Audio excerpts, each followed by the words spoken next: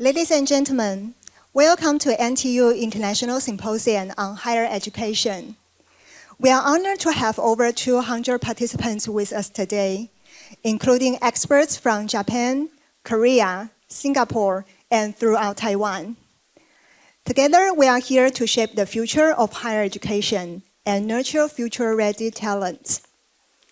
First of all, our guest of honor, Professor Ye Bingcheng, would like to extend his apologies for not being able to join us in person today. Professor Ye is the Deputy Minister from the Ministry of Education. Professor Ye has recorded a video message to greet everyone. Let's watch the video now. Hello everyone, I'm the Deputy Minister of Education of Taiwan.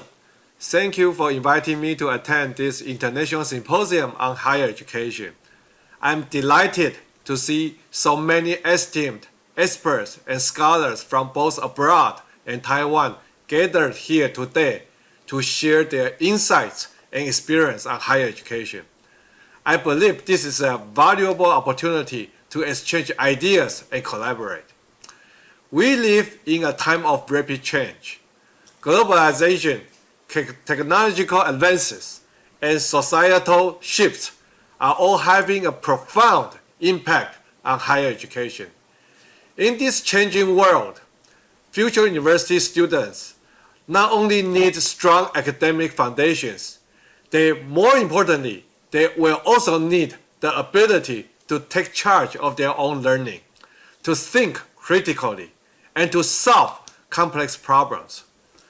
To foster creativity and help students adapt to this fast-evolving global environment, we must continually innovate and provide educational content and environments that encourage growth and self-improvement.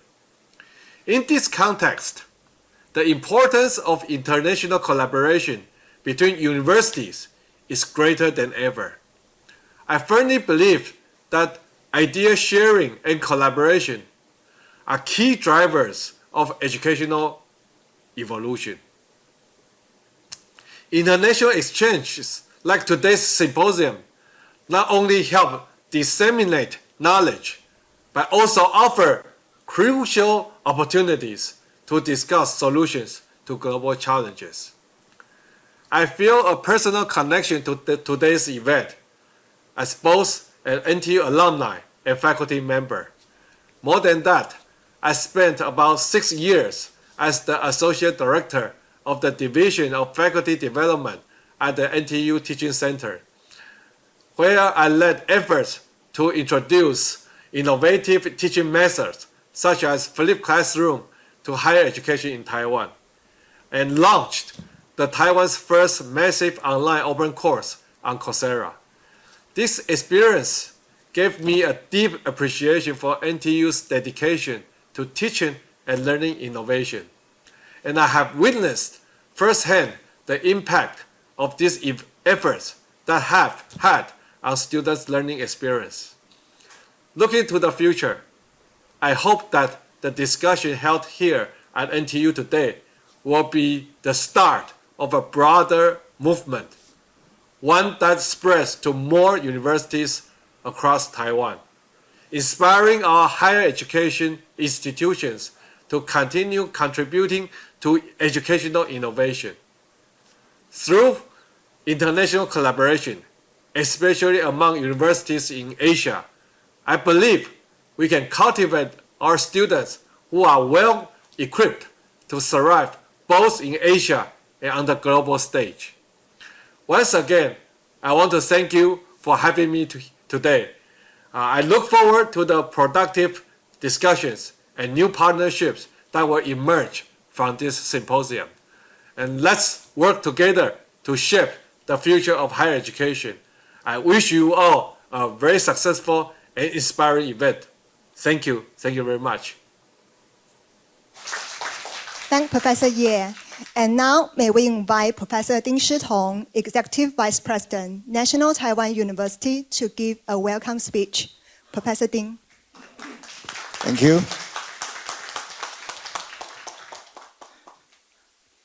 Our esteemed speakers today, and also our distinguished guests from not only our domestic but also abroad. Good morning. I have 4 points I want to put across. My name is Stone Ding. I'm the Executive Vice President for National Taiwan University. So I would like to welcome you on behalf of National Taiwan University, and also especially our President Chen, Chen. He is quite putting a lot of emphasis on the improving higher education system, and I think it's very important to express his welcome to everybody to come to NTU. This is the first point I would like to make. And the second point I would like to make is thank you to join this meeting. Today's meeting is very important because our future NTU initiative office put in a lot of effort trying to initiate some discussion on how do we create a better university, how do we establish a better future education for our future talents. And we heard a lot of comments that coming from our Deputy Minister of MOE, and he used to work for NTU, and he get involved in a lot of these kind of activities. So I would like to thank you all to join us. Started discussion today, actually before a long time ago. But this is the second point. I would like to thank you to coming to join us. And we would get inspired by you, or you would get inspired by our speakers, and we will launch even better collaboration in the future. The third point I would like to put across is we are facing rapid changing world, and higher education is not as steady or as 停滞, how do you say, stagnant as before. So we would like to improve this system. We hope that everybody can join us to work together to try to improve this system.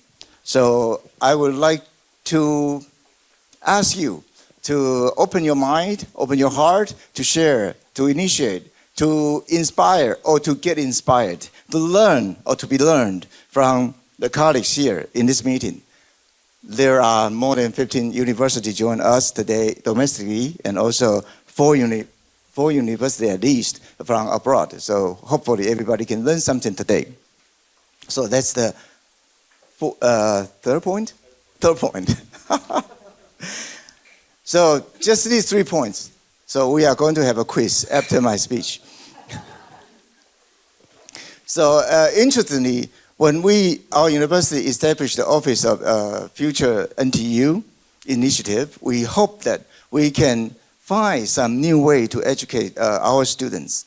And so we try to push through a lot of different curriculum reform and learning technology or teaching technology reform, and also other aspects of learning technology, and also evaluation, the learning outcome evaluations. So lots of effort was put in trying to cultivate the future generations, the next generation talents.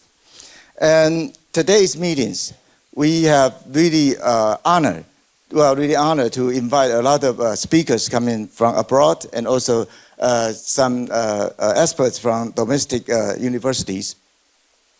First of all, in this year, June, I have the privilege to lead our Vice President for Academic Affairs, and also Vice President for International Affairs, and also our General Education Office's Director, and also our Teaching Center's Director, and my colleagues, to go to visit university in Korea and also in Japan. And I know a year ago, Vice President Wang is taking a team to visit university in Singapore. And we learned a lot from our friends in the Asia area. We face a lot of similar challenges. For instance, we were talking about how do we inspire the young people to be able to learn. We also talk about bilingual education system. How do we establish that kind of system in our universities? We have lots of issues, lots of challenges that face together. And we also, at a time, we learn a lot from our friends abroad. And today, I even see several old faces, actually friends coming from different universities that we just visit. So that's great. And after that, we are actually thinking about how do we put these forces together? So how do we collect the expertise, the experiences, the new current higher education technology or system into our higher education institution in Taiwan?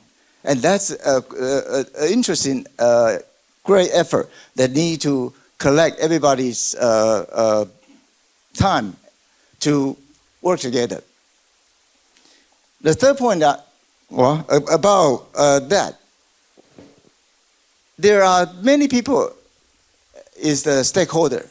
For instance, today, there are two groups of people I would like to also address.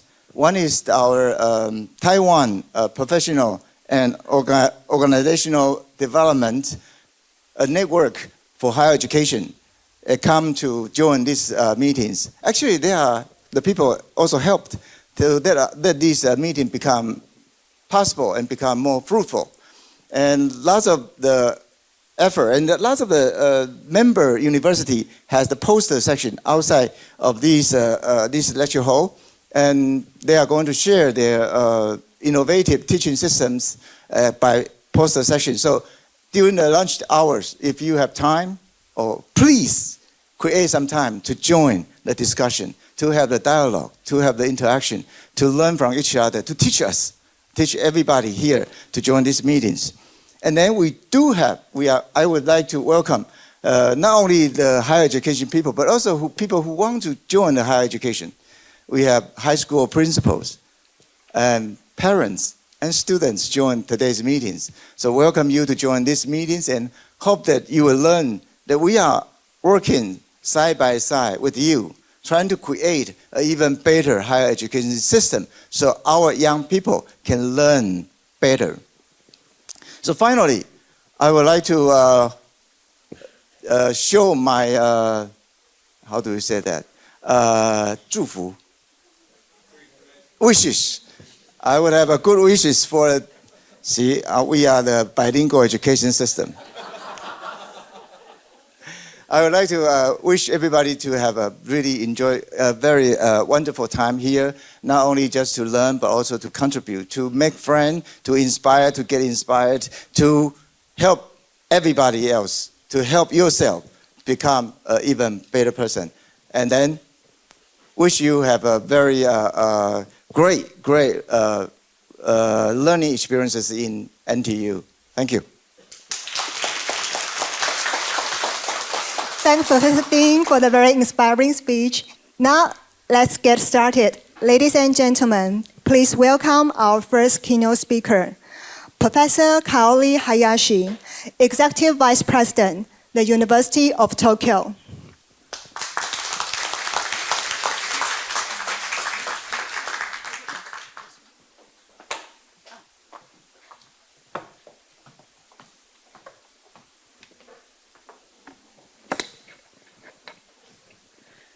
So thank you very much, Executive Vice President Dean, for the nice introductory remarks. And good morning, everybody. Thank you for coming to this lecture. I'm so delighted and also honored to be finally able to be here at the National Taiwan University, which I really feel very close since I have many students from Taiwan in my seminar, and I feel very at home, actually, being here. Thank you so much. It's such an honor. So let me start my presentation.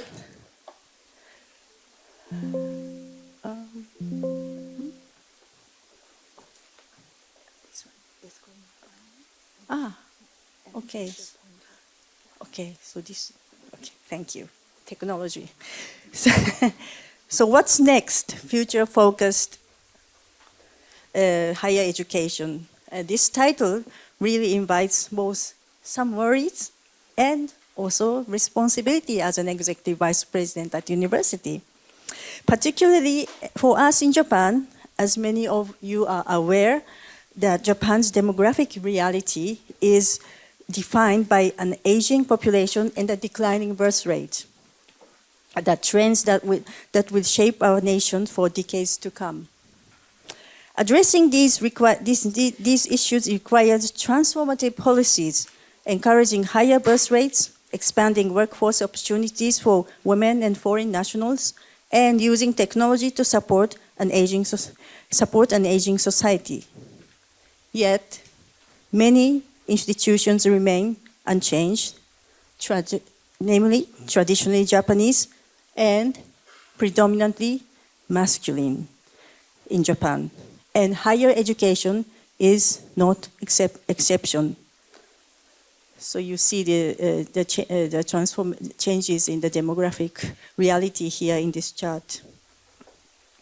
However, by fostering diversity, we can create a more innovative and resilient academic environment where varied perspectives lead to richer discussion and more groundbreaking solutions, a vision that guides our commitment to a more inclusive University of Tokyo. So today I'd like to explore some of the main challenges facing higher education in Japan and share how we at the University of Tokyo are addressing them. Our institution, often seen as Japan's premier university, and it has a storied legacy shaping national progress since its founding in 1877. Yet despite its distinction, the University of Tokyo grapples with many of Japan's broader social change challenges like the declining birth rate that impact our future very deeply. So first, I would like to mention a brief introduction first about some of the gender imbalance at the Japanese universities. This is how this chart shows the lack of serious gender equity in Japanese academia. Here I am showing you the data on gender imbalance at Japanese universities. According to World Bank data, Japan ranks at the bottom of female academic representation. For example, female academic staff in Taiwan make up 37% of faculty, a figure with room for improvement, but in Japan it's only 18%. So I would like to touch upon this gender issue, but I would like to mention some of my personal history about myself. I'm a sociologist and specializing in media and journalism, and my work, published in both Japanese and English, spans media theory and practice. I once was a journalist and have become a scholar of comparative media research as well as theory on topics such as ethics of care. I have been a full-time member of the University of Tokyo faculty since 2004, which feels like a significant tenure for many of you as young students, but though not as long as many of my male colleagues who have been there since their 20s. I started my career as a full-time scholar in my 40s. This is because my own academic path started later. I pursued graduate studies after working as a journalist and becoming a mother. This trajectory.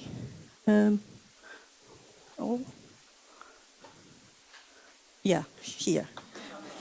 So this is some of the pictures I can show you. I started my career as a full-time scholar in my 40s, and this is because my own academic path started later. And I pursued graduate studies after working as a journalist and becoming a mother. This trajectory is quite unconventional compared to most University of Tokyo faculty, who are typically male and University of Tokyo graduates and lifelong academics, often supported by full-time housewives who care for their families. I share this background with you because my role as Executive Vice President for Global Diversity and Inclusion Affairs has much of my perspective on global and diversity issues at the university, which is deeply impacted by my experience as a female scholar with experiences outside academia and in predominantly male and insular academic environment. As someone who took a different path, I know firsthand the strengths that diversity of experience brings to our university.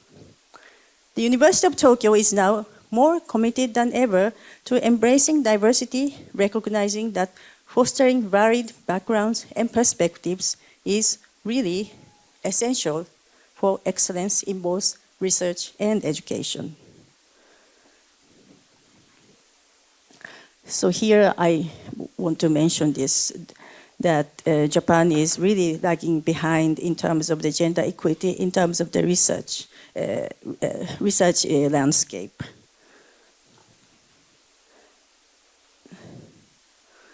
So in 2021, this is the iconic building called Yasuda Kodo, where my office is. It's really the symbol of the academia in a way in Japan. In 2021, I was appointed as Executive Vice President of the University of Tokyo. And as mentioned, we have a proud 150-year history as the nation's top flagship institution, which I really appreciated, of higher education. But it has also been an overwhelmingly male institution. And we are trying to change that profile. Of the 7 full-time executive vice presidents of the university, which is home to about 30,000 students and 10,000 faculty staff, 2 are women, one of whom is myself. My mandate is, no surprise, to promote diversity and inclusion as well as the global affairs of the university. And since in this nation of predominant Japanese ethnic heritage, global and diversity are issues that closely intersect with each other, which I will mention later.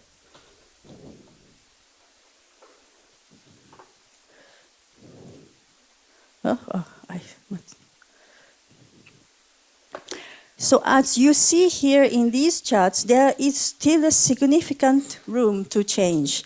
Compared with other premier institutions worldwide, our gender diversity lags behind. So you see here, this is a pointer, right? Here, okay. Yeah, so National Taiwan, and here is, we are always behind in terms of gender equity. So, and lack of female faculty is seen everywhere, but it is particularly pronounced in STEM, like engineering, science, but also in areas of social sciences, such as law and economics, as you see here in the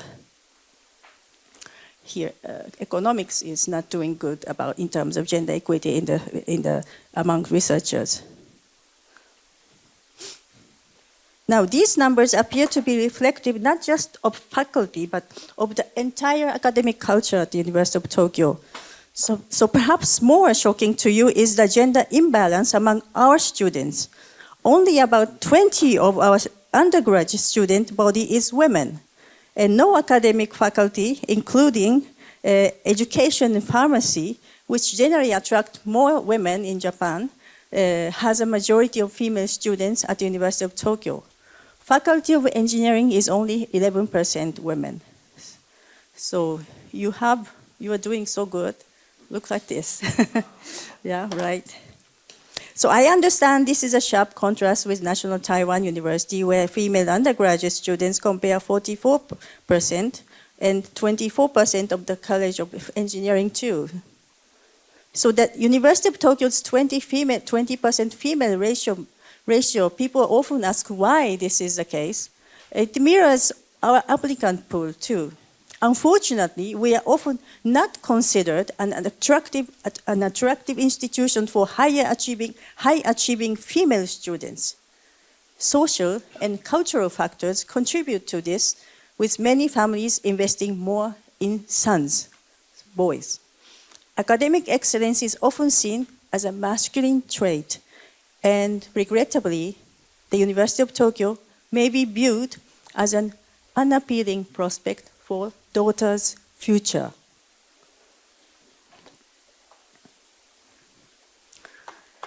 So recognize these challenges. We launched an initiative called #WeChangeUTokyo. It is designed not just to alter statistics, but they begin to shift the institutional culture.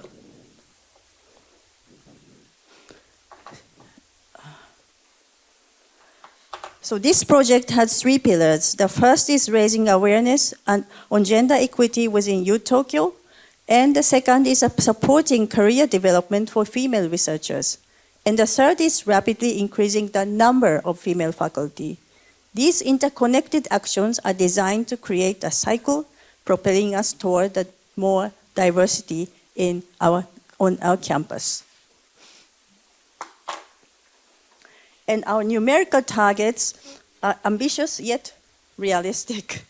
By 2027, we aim for female faculty to comprise 25% of our academic staff and for female PhD recipients to reach 30% to design for the next generation of scholars.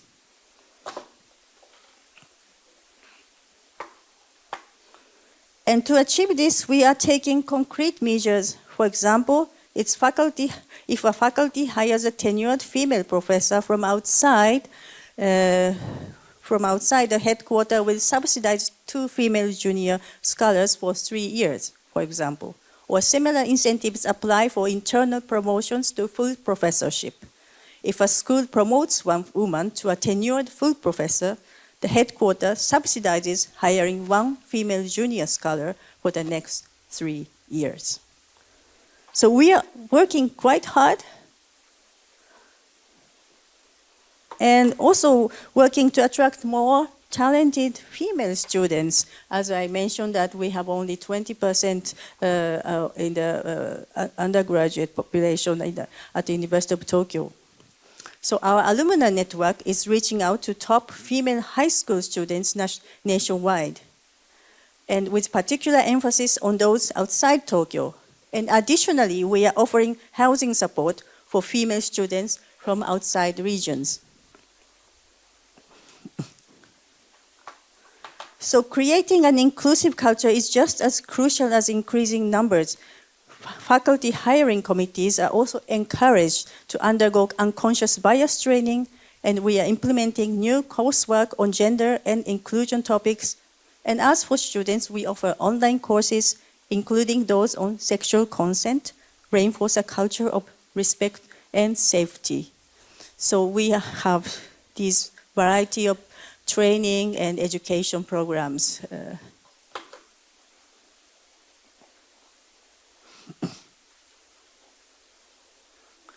Now, sorry, this is Japanese because we did it mainly in Japan. Our campus is predominantly Japanese, so we have to appeal to Japanese people, Japanese population to this. Our recent campaign, I'm talking about a recent campaign about awareness of gender imbalance among students through this, among awareness of the gender imbalance. We distributed these posters across campus, and this asks here, this is a question, why are there so few women at the University of Tokyo? So if in May this year, if you have come to the University of Tokyo, you see these posters on campus all over, right? We had even this on trays of the university cafeteria. We have to eat lunch with this question. So, and this poster garnered strong attention, not only from within the university community, but also from outside, like media. Major media reported on our campus as one of the signs of our commitment to changing the university culture, as well as the profile of the student composition.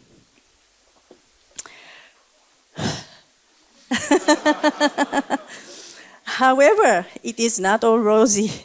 Our commitment to diversity, equity, and inclusion often faces both overt and subtle resistance. In some ways, we view this pushback as a sign that changes we are making are truly transformative. When we pose this question, why are there so few women at the University of Tokyo, we received a range of responses on social media. Some supportive, but others directly attacking our campaign and question itself. These are some of the, you know the X, right? Received a range of responses, and then I won't repeat these comments as many were so offensive and disheartening, but they reveal just how strong opposition to diversity, equity, and inclusion remain within our campus and also society at large. Despite the resistance, our vision remains firm. We recognize there is still much work to be done. Okay, so thus, we will not back down. We put up new posters after that to provide answers to this question. In these posters, we highlight the subtle and persistent challenges known as microaggressions that female students and scientists face throughout their careers. For example, many of my female colleagues and also female students frequently hear remarks like, "Why would you go to graduate school as a woman?" Or, "Your husband must be very generous to let you work so late." We conducted interviews with female students and researchers on campus and printed these remarks on the posters to raise awareness that unintentional discrimination can be especially hurting and discouraging for female scholars and minorities. So these are the answer posters later in the May. The university also must recognize that these microaggressions have a significant negative impact on women's career advancement. So to centralize, I want to talk a little bit about the institution.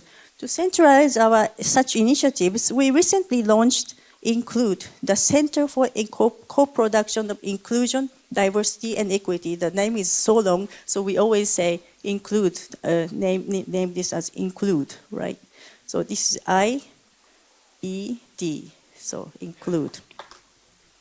INCLUDE uses a participatory model that integrates marginalized perspectives to enrich academic excellence and cultivate an inclusive campus environment. Our mission is to advance equity with a particular focus on the gender and also disability. Now, I'd like to shift a little bit towards globalization. Now, at our university, diversity and inclusion are not only about equity, but they are essential for preparing students and also young scholars to navigate in an increasingly interconnected world. Today's global challenges require us to look beyond national borders and build a truly global network and outlook. This brings us to a vital aspect of our diversity efforts, the intersection between local diversity and global engagement. Enhancing gender diversity, for instance, not only improves inclusivity, but also builds the collaborative and varied perspectives necessary to tackle issues that transcend cultures and also nations. To prepare our students for this, we must recognize how diversity aligns with globalization and adapt our approaches to globalize Japanese education meaningfully. The diversity and global indeed intersect on a campus. This shows the percentage of women among international students here. 40% versus 40% of the international students are women, whereas among Japanese students it was only 20%. So our Japanese students see that outside of Japan, female students are quite prevalent. So also, our Japanese students who are globally oriented and interested in international issues and tend to come to the international event are also women.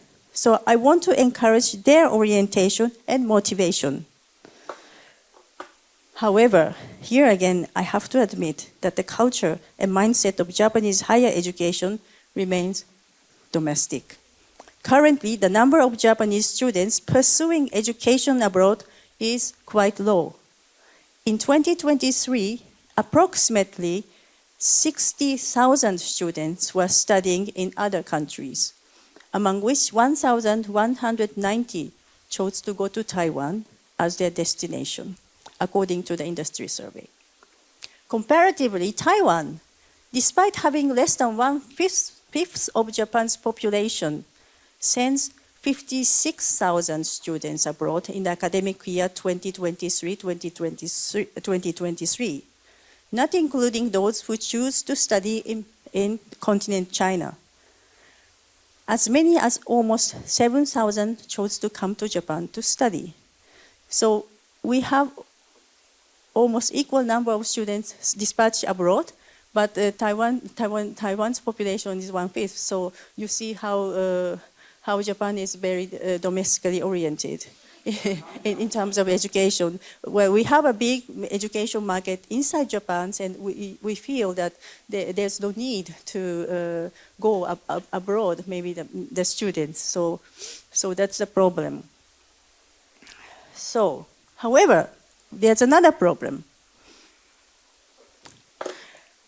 Unfortunately, the number of Taiwanese students coming to study Japan has not significantly increased. As shown in these charts, the number of students from Taiwan has not risen substantially despite the rapid growth in the number of overseas students studying in Japan. In fact, the proportion of students from Taiwan has decreased over the past decades. Before 2013, Taiwan consistently ranked third after China and South Korea as a source of international students in Japan. However, in 2013, Vietnam overtook Taiwan for the third place. And after 2014, Indonesia or Myanmar also moved ahead. Since then, Taiwan has been in the fifth position. As for our institution, as of May this year, only 179 Taiwanese students are studying at the University of Tokyo. This figure was 183 in 2004, so the number decreased. Given the global rise in student mobility, we should be making greater efforts to welcome more students from Taiwan and encourage more Japanese students to study Taiwan and abroad. So looking at these numbers, one might conclude that Japan is no longer an attractive study destination for Taiwanese students as it once was. However, it's also possible to argue that the relationship between Taiwan and Japan has shifted significantly over the past decade. In the past, Japan was regarded as a leader in Asia due to its advanced science and technology. But now, we must rethink Japan's academic position and identity within Asia and also globally. With rising environmental concerns, the rapid spread of digital technologies, increased global mobility, and the straightforward path of progress through modernization has transformed. Japan's position of prominence from the 20th century has evolved.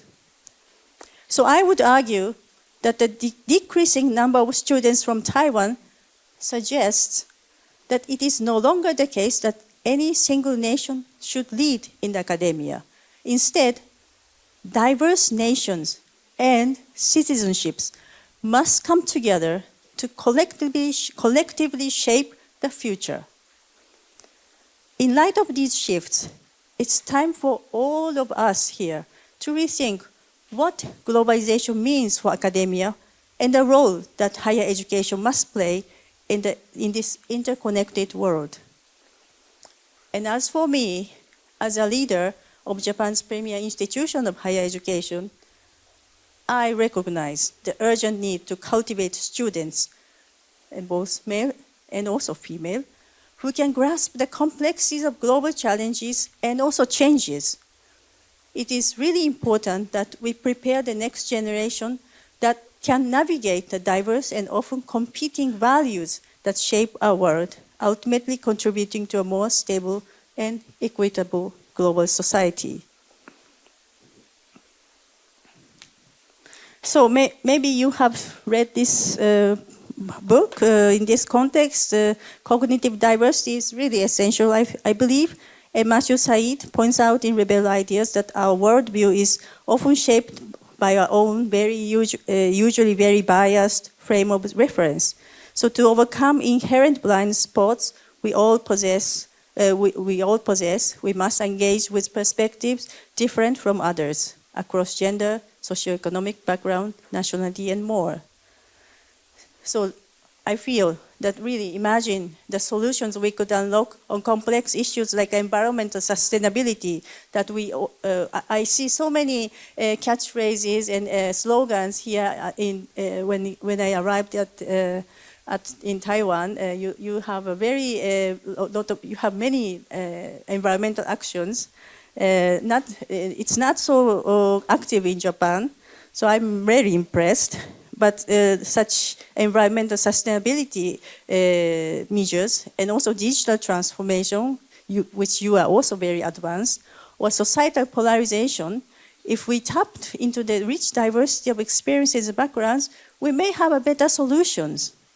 So universities, especially globally situated institutions like the National Taiwan University or University of Tokyo, must embrace this collective intelligence.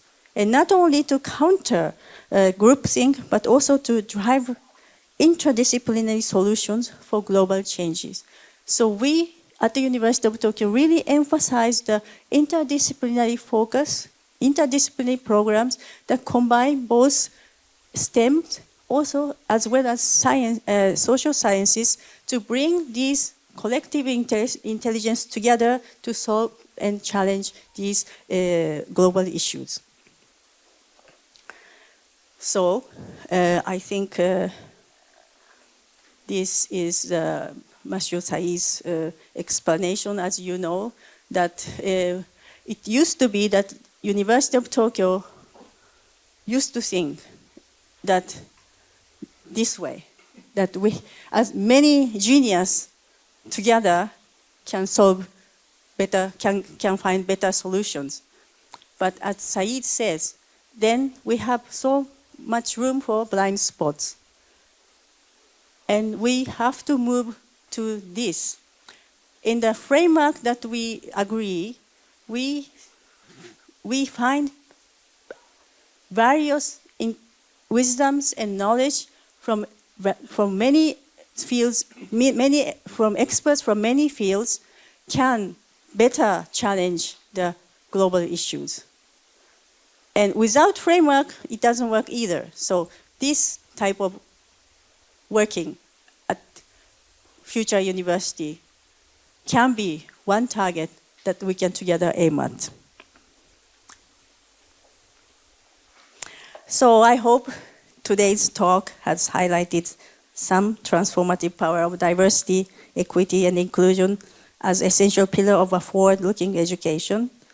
And I hope that you have grasped what kind of challenges we are facing at the University of Tokyo, and we are not, even if the challenges are so big, we don't back down, and we don't give up, and to create a foundation that every individual can thrive.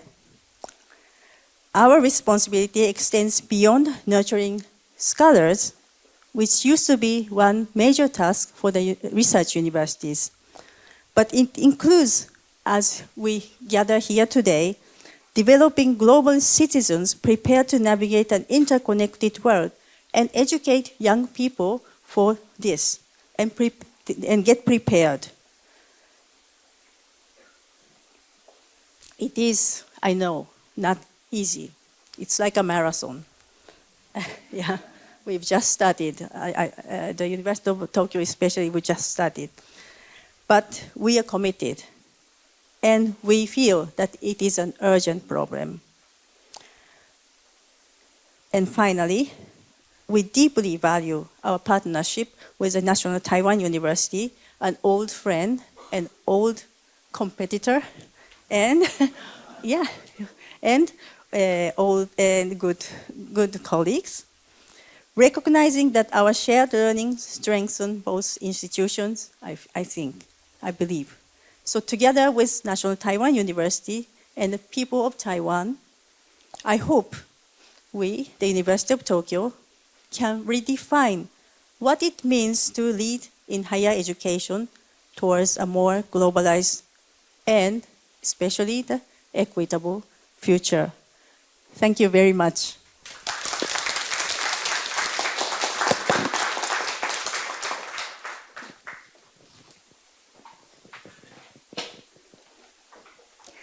Thank Professor Hayashi for sharing not only the challenges, but also U-Tokyo's commitment to diversity, equity, and inclusion.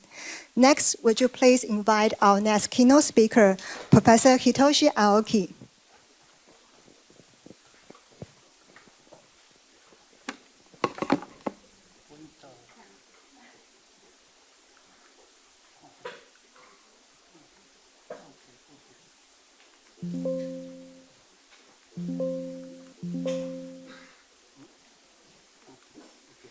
Professor Aoki is the former Executive Vice President of Hitotsubashi University, and now he is the advisor to the President. Professor Aoki.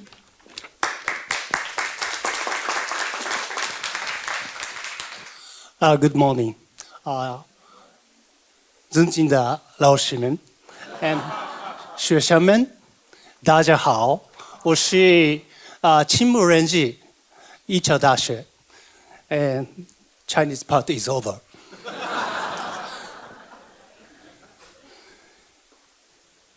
I served as Executive Vice President for Education at Hitotsubashi University, 一橋大学. I would like to call it HU for abbreviation. And from September 2020 to August 2024. My term of office as Vice President coincided precisely with the COVID-19 pandemic. I am a researcher in law, not in education. Therefore, today's presentation is not based on my academic research, but rather on my personal experiences as Vice President in charge of education during the pandemic. I will share what I observed and what I personally thought, drawing on specific experiences during that time. Over the past 20 years, Japanese national universities have faced numerous challenges related to governance and finance.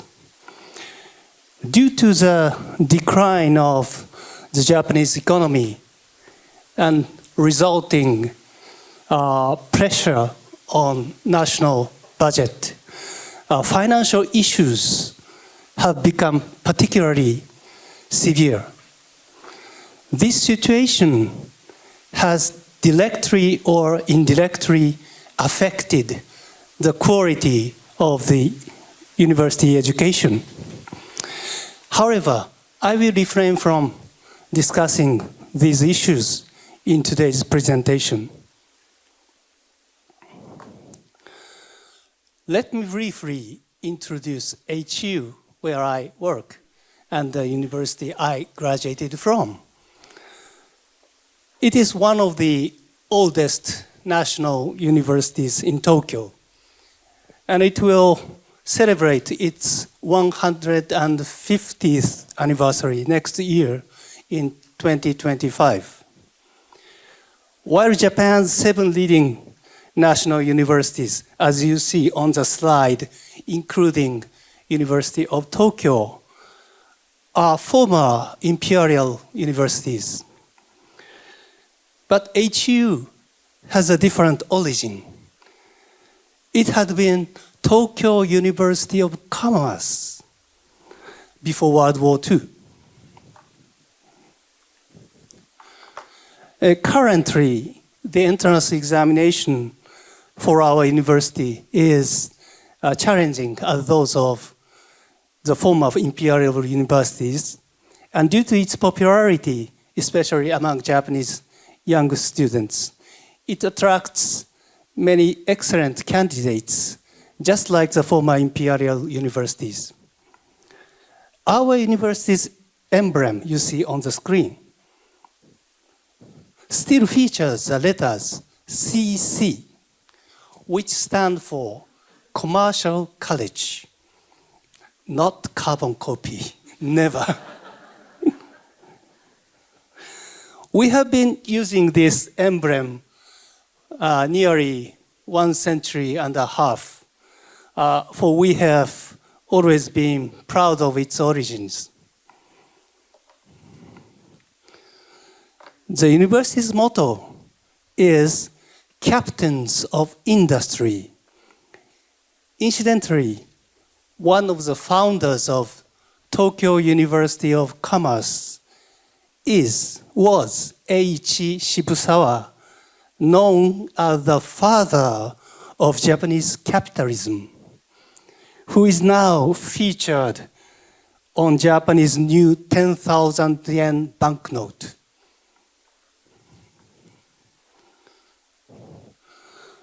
The campus is located in the western part of Tokyo, in Kunitachi City.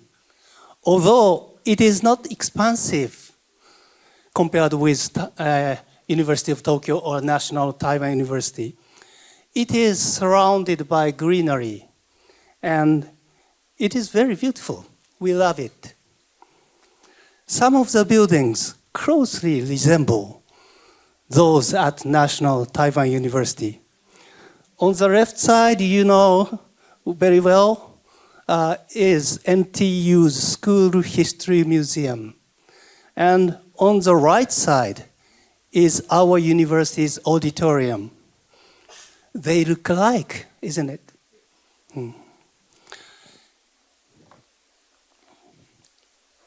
HU has 5 undergraduate faculties for over 70 years.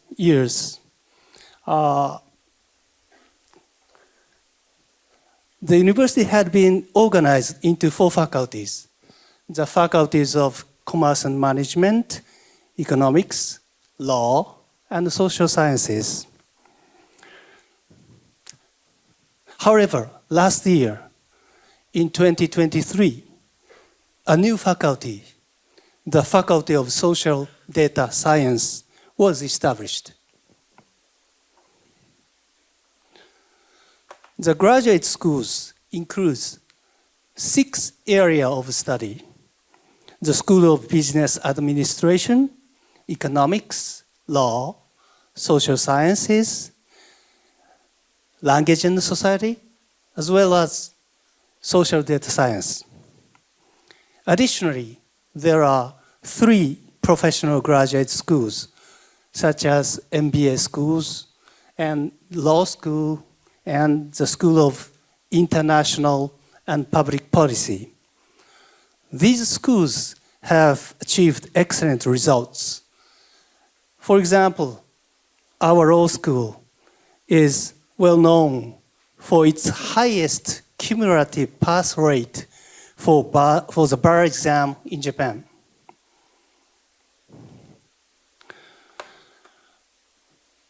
Let me briefly explain the characteristics of education at HU. Currently, there are 4,348 undergraduate students across all 5 faculties.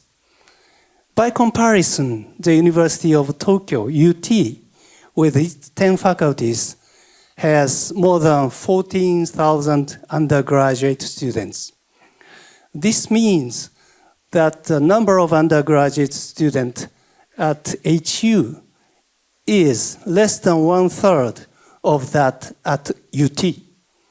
In addition, HU has about 1,880 graduate students, while UT has more than 13,000 undergraduate students, meaning that the number of graduate students at HU is only around around about 1/7 of the University of Tokyo.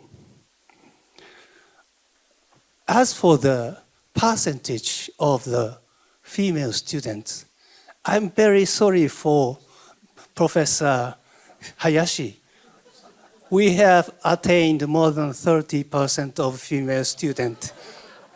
And one of our undergraduate faculty, I mean the Faculty of Social Science, as for that faculty, the freshmen, as for the freshmen of this year, the number of the female students surpassed the number of the male students. We are proud of that. We are so sorry for that. Yes. Yeah, I have described the differences between HU and the University of Tokyo from a quantitative perspective. To put it simply, HU is a small university with a small student body. Since many people are familiar with other people, each other, a close-knit community is formed on our campus. From a qualitative perspective, HU is also a unique institution. As I mentioned, for many years, HU had been specializing in social sciences and didn't have any faculty specializing in natural science or engineering until last year. This is the first distinctive feature. While this has been a feature we have cherished, in today's era of big data, we recognized in order to nurture individuals who can drive innovation, solve societal problems, it is essential to offer an education that integrates social sciences and big data, so data science. As a result, we established the Faculty of Social Data Science last year. Unfortunately, this new faculty has been successful in attracting highly talented students through its entrance examination. The second distinctive feature is that being a small university, there were a few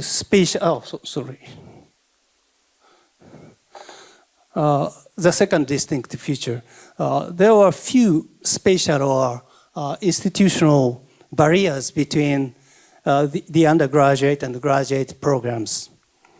All undergraduate students are located on one campus, and all campus buildings are shared by every faculty. Undergraduate classes are mixed across the 5 faculties, and every student is required to take a certain number of specialized courses from other faculties in order to graduate. Similarly, many graduate courses can be taken across different departments, just like the undergraduate programs. The third distinctive feature is that HU has long placed a strong emphasis on small group teaching and learning through seminars. Seminars are compulsory, and in many cases they follow a format where students read a text and present their findings to each other and engage in discussions. The focus is on the students themselves, with the instructor acting more as a facilitator. What I would like to emphasize is the length of time that the seminar continues. At HU, all undergraduate students choose a seminar led by a faculty member in their 3rd year, in the beginning of the 3rd year, and remain in that seminar, the same seminar, for at least 2 full years. until they graduate. As the academic year of HU is divided into 4 quarters, 4 terms, the seminars continues for 8 consecutive terms. This is quite long, I think. At the end, students submit the result of their study and research in the form of a graduate thesis, which is required for graduation. Most seminars are composed of fewer than 10 students, allowing this small group to study together for an extended period of time under the guidance of the same instructor. The 4th distinctive feature is that HU has a well-established study abroad program. Thanks to the general support of the Alumni Association, students studying at overseas universities and the exchange agreement receive not only airfare, but also a monthly scholarship of around 100,000 yen every month. Each year, more than 100 undergraduate students take advantage of this good system to study abroad for 6 months or a full year. Financial support is also provided for short-term summer programs, and language training programs. So many students take the opportunity to study overseas. In terms of inbound international students, including both undergraduate and graduate students, there are currently 917 students, representing approximately 14% of the total student population.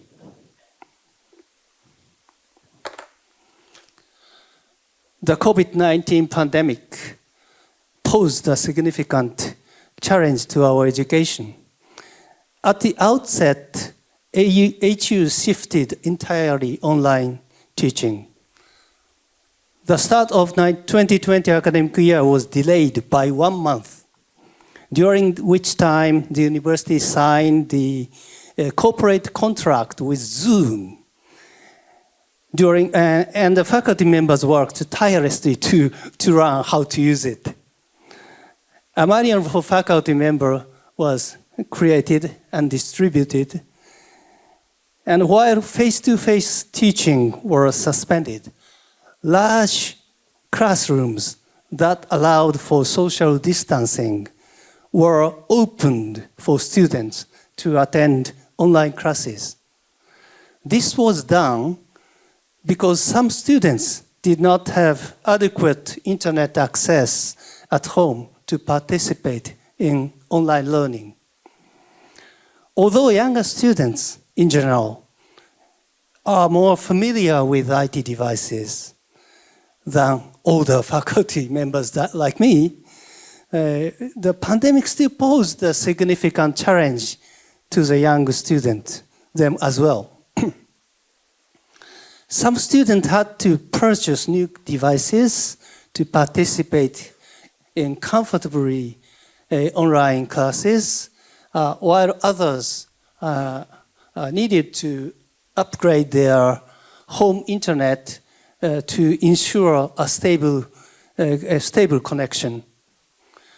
Students who have moved to Tokyo after being accepted to the university faced the difficult challenge of not being able to visit the campus, make friends, or socialize. As a result, the issue of providing mental health support for these students, who are often left feeling isolated, became a serious concern at many universities in Japan. However, in the case of HU, all classes were conducted online only until the summer break of 2020, which was only for half a year. In the fall of 2020, in-person classes resumed for seminars and small group English classes. From the 2020-21 academic year onward, a hybrid approach was adopted, combining both online and in-person classes, with the proportion of in-person classes gradually increasing. At the same time, students' extracurricular activities such as sports or music activities were also gradually allowed to resume. And little by little, our campus resumed or began to regain its vibrancy. As the pandemic panic began to subside, we were able to calmly discuss the advantages and disadvantages of online classes. At HU, we conducted surveys among students and faculty to assess the strengths and the weaknesses of online learning. Although there were some differences in perception between students and faculty, when asked about their preferences for the future of education, the majority of both students and the faculty responded that a combination of in-person and online classes would be ideal. As a result of this process, around 80% of classes have now returned to in-person classes, in-person instruction, while about 20% classes are still being conducted online. The pandemic had a significant impact not only on classes, but also on entrance exams and study abroad program. With regard to entrance exams, all national universities, Japanese universities, conducted special make-up exams for students who were not able to take the exam due to COVID-19, only due to COVID-19. This was the policy of Japanese government. As a result, the workload for administering entrance exams doubled, exhausting both faculty and administrative staff and me. I was in charge of the entrance examination as the vice president for education. It was so exhausting. As for studying abroad, the number of students going abroad from HU temporarily dropped to 0 by the COVID-19. But now it has recovered to levels even higher than before the pandemic. During the pandemic, we were forced to rethink the meaning of studying abroad. We believed that the essence of studying abroad lies in actually living in the host country and attending classes on the university campus. Therefore, we didn't send students to universities abroad that only offered online classes, nor did we allow them to participate in online classes from Japan. That was our decision. However, among the inbound international students, there were some who had been accepted by HU before the pandemic, but due to the policies of their home countries, were not allowed to leave after the outbreak of the COVID-19. These students attended HU's online lectures from their home countries. Even after the resumption of outbound study abroad programs, some of HU's online classes remained in place. This led to another interesting new issue. Whether students studying abroad could take HU's online courses from their host countries. This was a new issue. After serious discussion, we decided to prohibit this practice. Concentrate on your study abroad. This was the main opinion of the faculty meeting. Our experience during the pandemic has shown us the remarkable potential of the internet and IT. If the pandemic had occurred, say 30 years ago or so, university education would probably have come to a complete halt for about 2 years. The advancement of IT will continue to enrich education in the future, further reducing spatial limitations.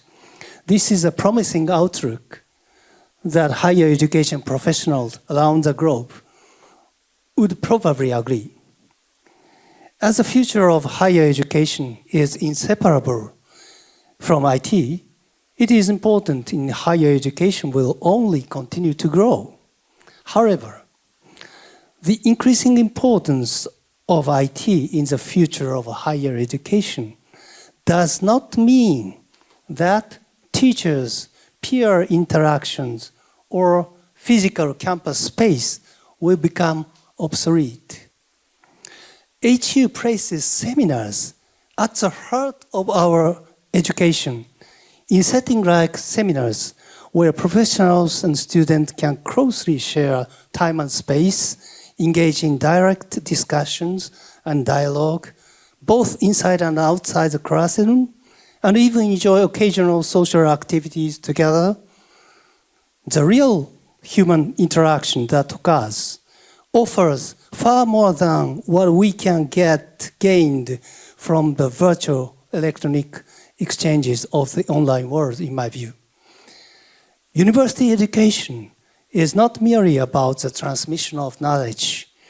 It also plays a crucial role in providing a space on campus where real human connections are formed, leading to emergence of new ideas and communities.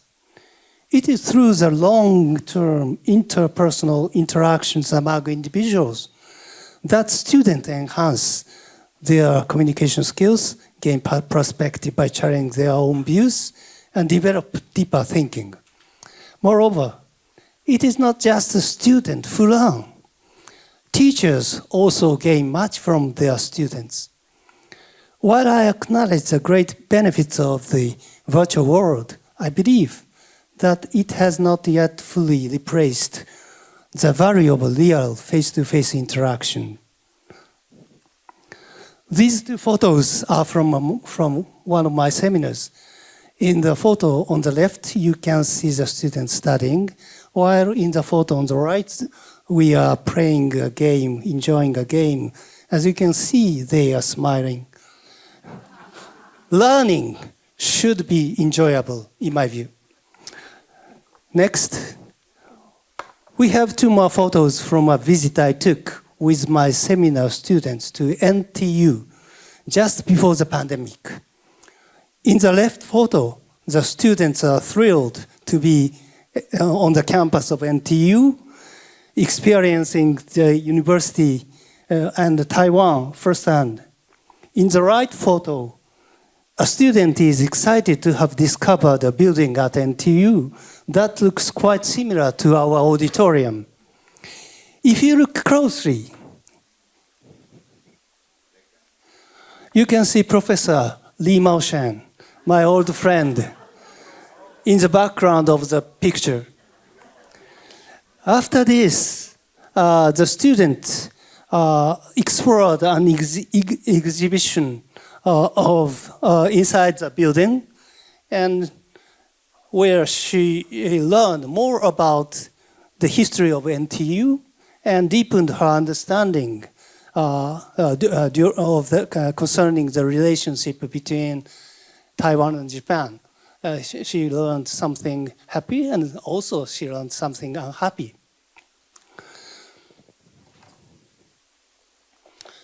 As Vice President for Education at a small institution during the 4 years of the pandemic, what I have come to realize most strongly is the richness of in-person education and the importance of human interactions that take place in the physical space of the campus.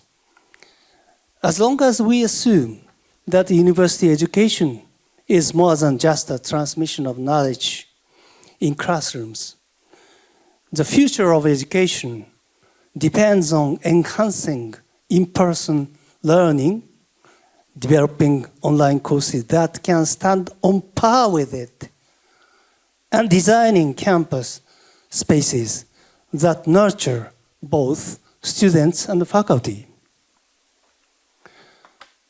Let me say again, learning should be enjoyable. So far, face-to-face classes and activities are much more enjoyable than online ones for both students and professors. In other words, concerning the online classes, online education, there is much room for improvement. Thank you for your attention.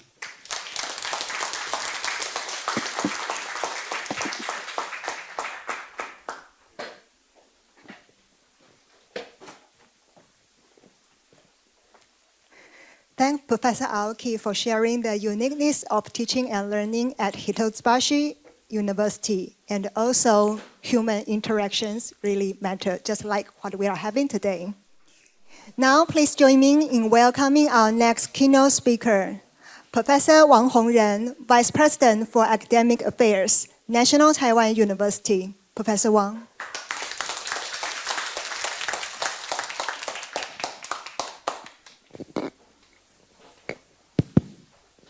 Thank you. Good morning, everyone. I'm very excited to be here presenting on the topic of future-focused university. So I'll share with you what we do in National Taiwan University to prepare our students for what's ahead. So, but before I can talk about our initiative, I think we need to have a picture about the future. What is the future may look like, and what kind of challenges are there in the future awaiting for our students. So I like to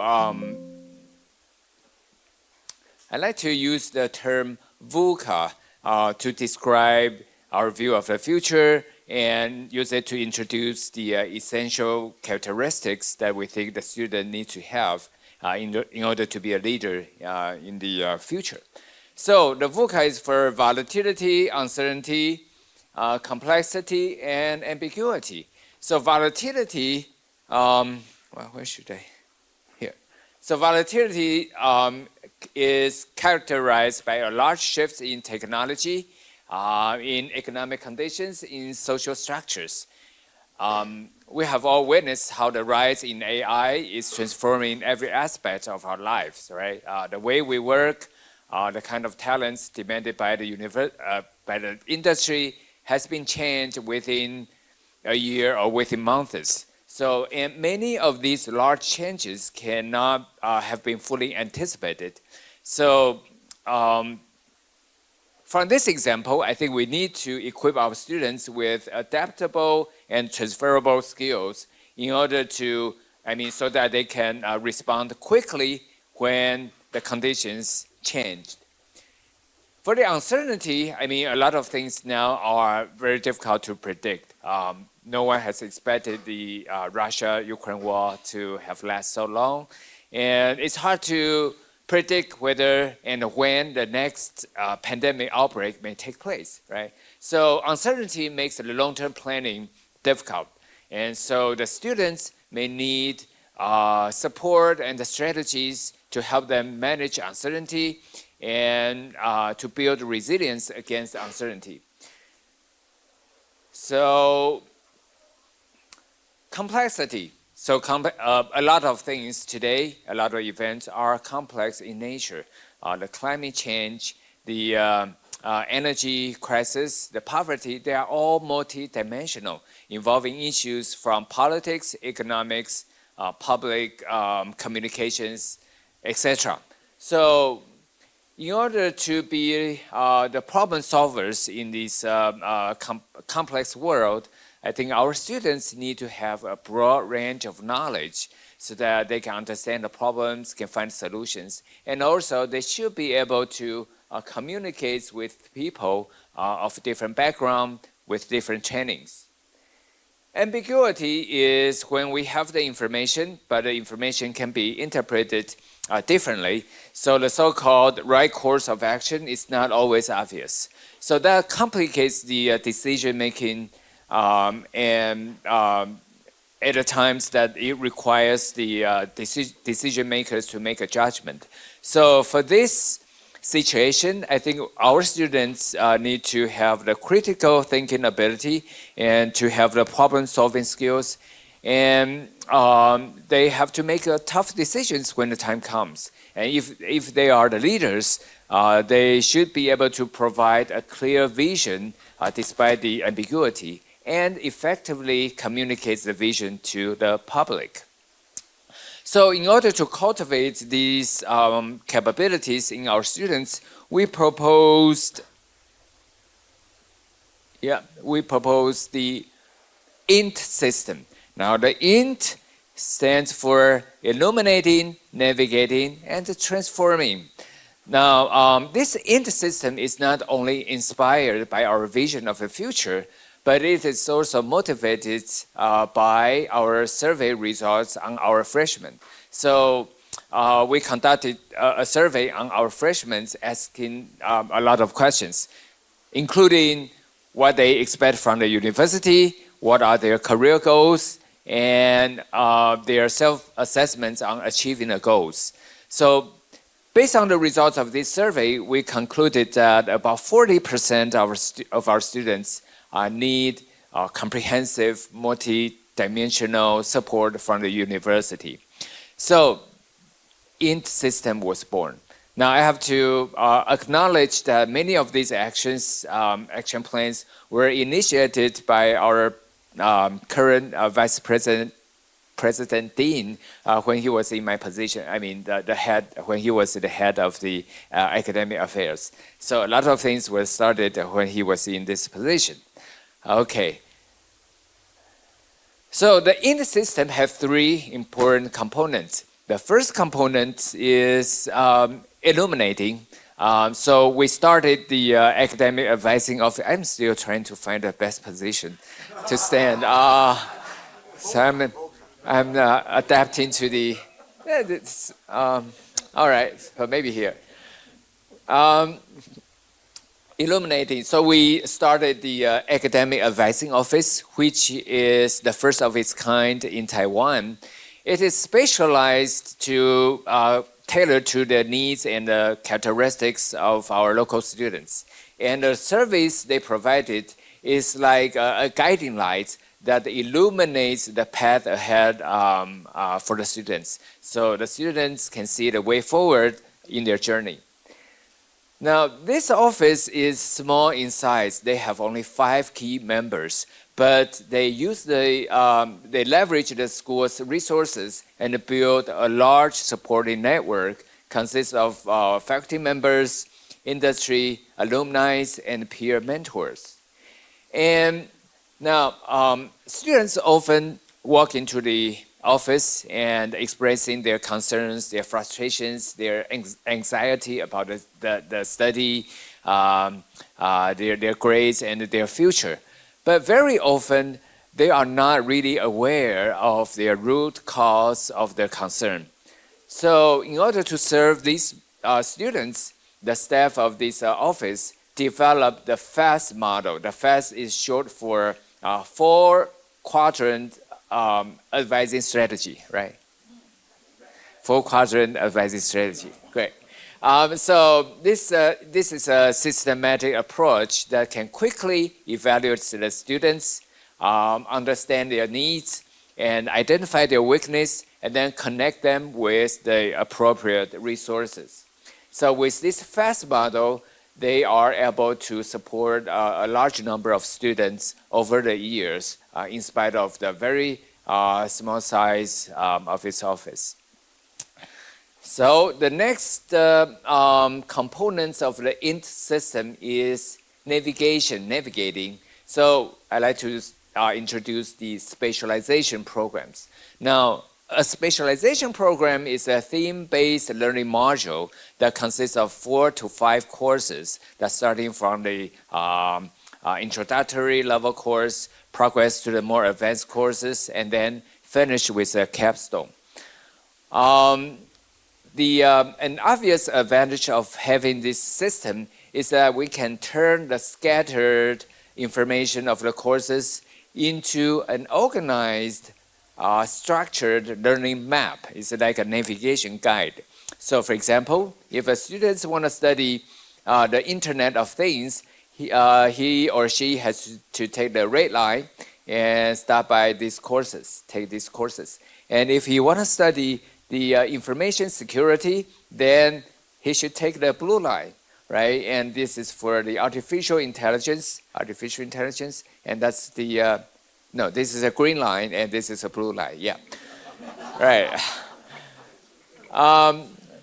So this helps the students to plan and to navigate their learning path. Now, another important advantage is for the department. The departments can use these specialization programs to show their relevance in today's world. Now, this will be particularly useful for departments that want to bring a new image or refresh their image to suit the demand of today's society.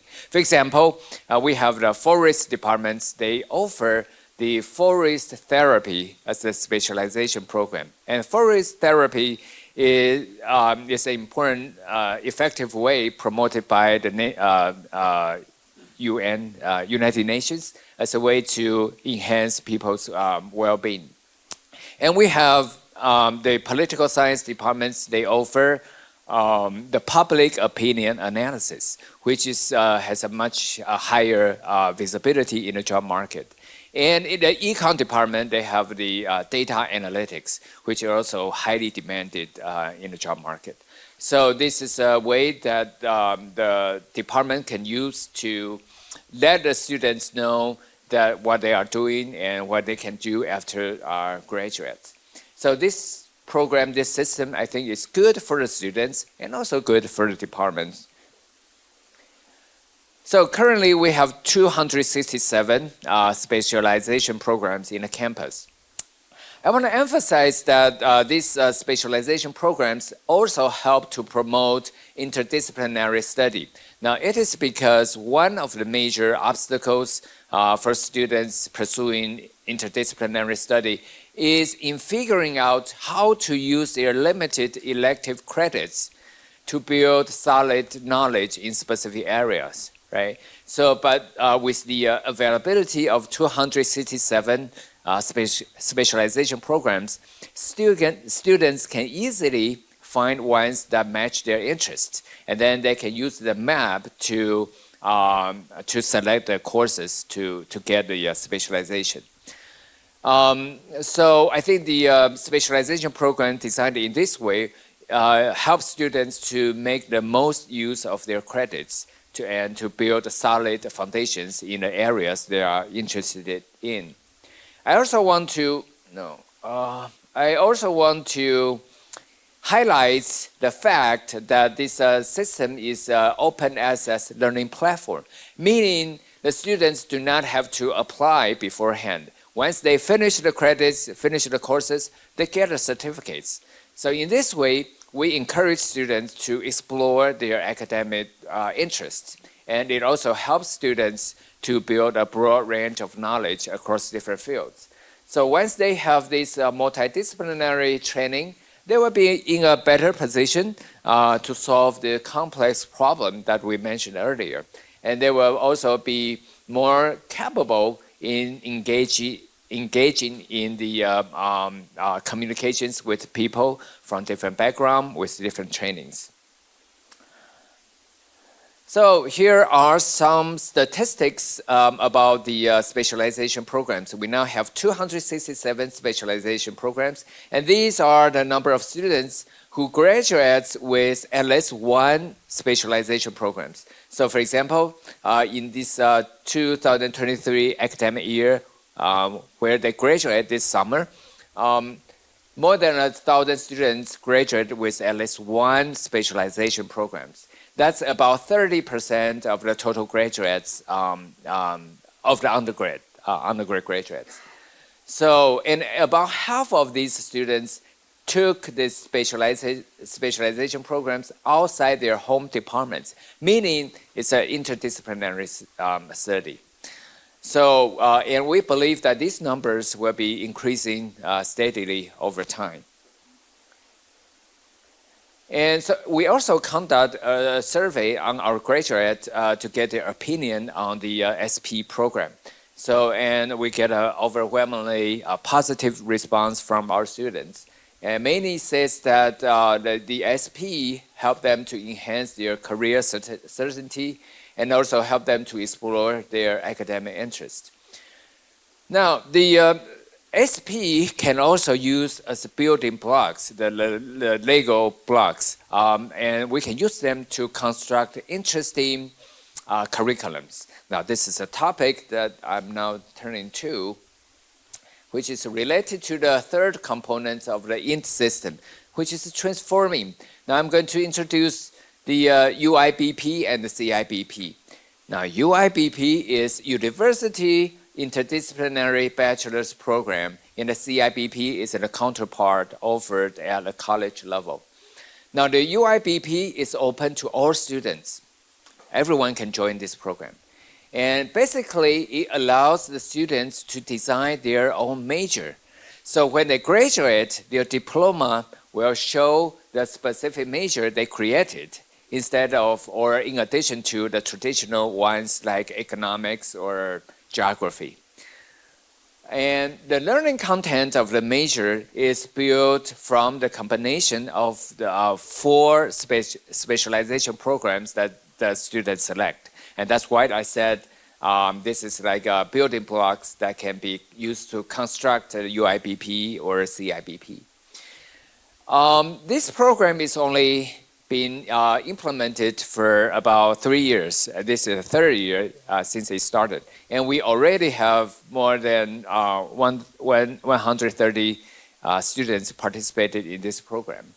And for example, this summer, we received more than 80 applications for the UIBP, and we invited more than 200 faculty members to help us review the process. Review the applications. So this is a serious and rigorous process. The students have to present a clear vision to show why their major is interesting, is valuable, is important, and cannot have been achieved within the current curriculum framework. And they also have to demonstrate that the four specialization programs that they selected are complementary to each other in supporting his learning goals.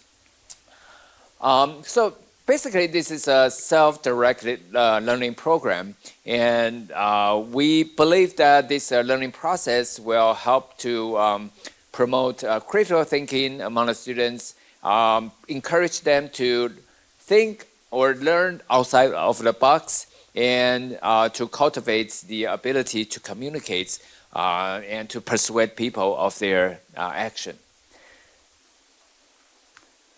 So, for example, this is one of our students' UIBP. He studied the human-robot interaction for long-term care. And he combines the cognitive science, the long-term care program, the robotics, and the human-computer interactions. You see, these are combinations of social sciences and the STEM programs, right? So I think it should be obvious that these students use this program to address the labor shortage issue in the aging society. And I think without the flexibility of the UIBP, it's really difficult to get a substantial knowledge in each of these areas. And here's another example.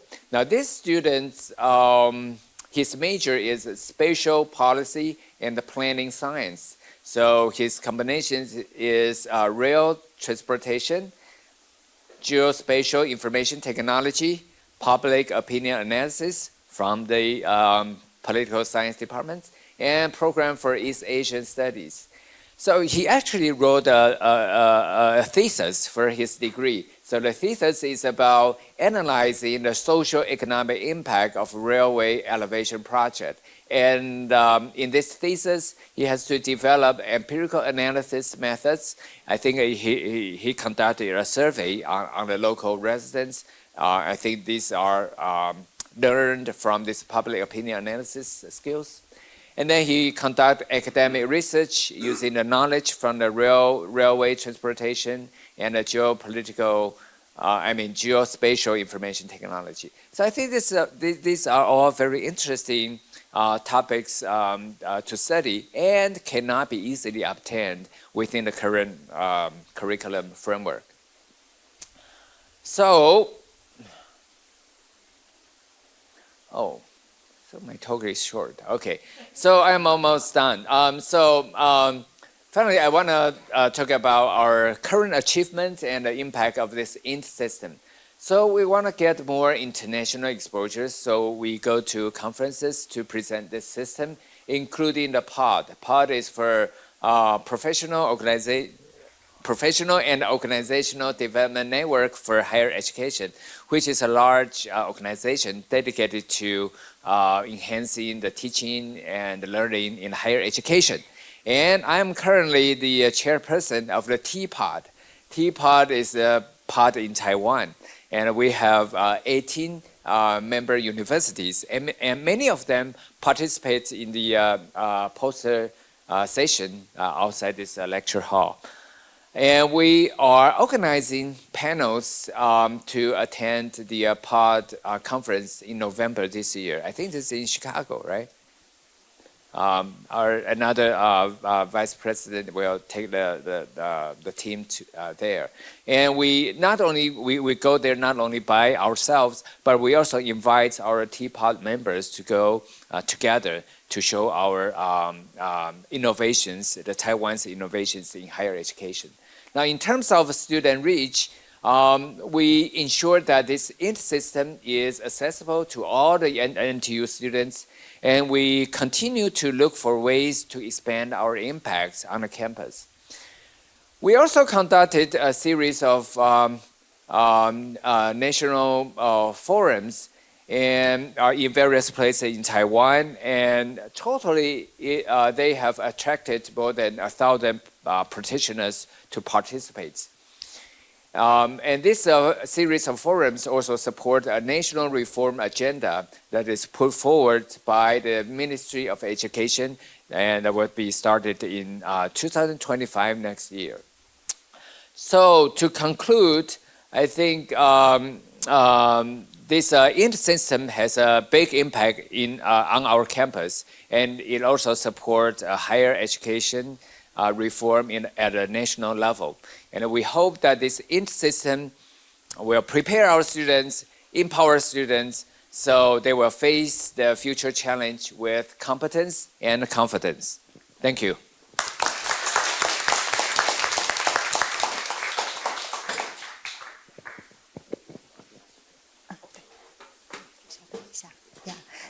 Thank Professor Wang for sharing how we use the INT system to support all NTU students.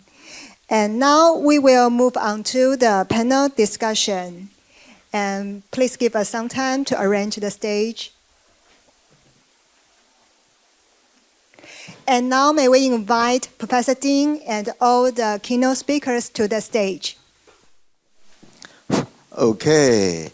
Let me spend 3 minutes to conclude or to summarize all the speakers' talk today in Mandarin Chinese. 好，拍谁？好 ，I'm sorry for that.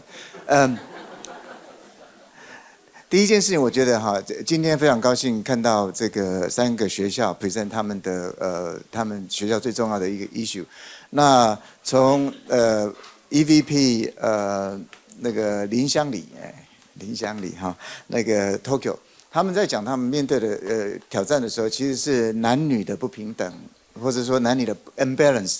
那你可以看到女生在，尤其不管是科学也好，或者甚至是他们学校的这个 faculty 或者是这个学生人数都偏低，所以女生在他们那个大学里面其实挑战很大了哈。那这个在台湾算是好，我们台湾其实在过去多年的努力底下，我们做的还算不错。他的 data 也基本上秀我们这样子，所以第一件事情他们有讲到他们的努力，包含说他们从要补助这个faculty 的这个 position for 这个 department 去雇佣这个女生的这个 faculty 哈啊，然后还有其他的 issue， 包含宣传啊，你吃饭的地方都有广告，要大家想一想，这个 gender equality， 那我觉得这些很重要。那他第二点讲的部分是比较属于说国际学生的部分。出去的国际生跟进来的国际生，他的之间的不平衡。那在日本，基本上他们很多的学生不太愿意到国外去。那在台湾，这个问题比较相对小一点点。你看，我们有56000个人出国留学，他们只有6万多人出国留学，他们是我们的5倍的人口，所以他基本上讲说，他们还需要努力，我们也需要努力的。其实台湾是一个海岛型的国家，我们需要让我们的国民能够更加的国际化。那这个四处的学习也好，吸引国际的这个经验回到台湾来贡献都很好。好，那这是他的讲第二个重点。第三个重点，其实他讲一点点有关于这个 interdisciplinary 的这个的教学跟学习了哈。那但是这部分我看我们这个王洪仁教务长讲的特别好哈。等一下我再来summarize 他的talk。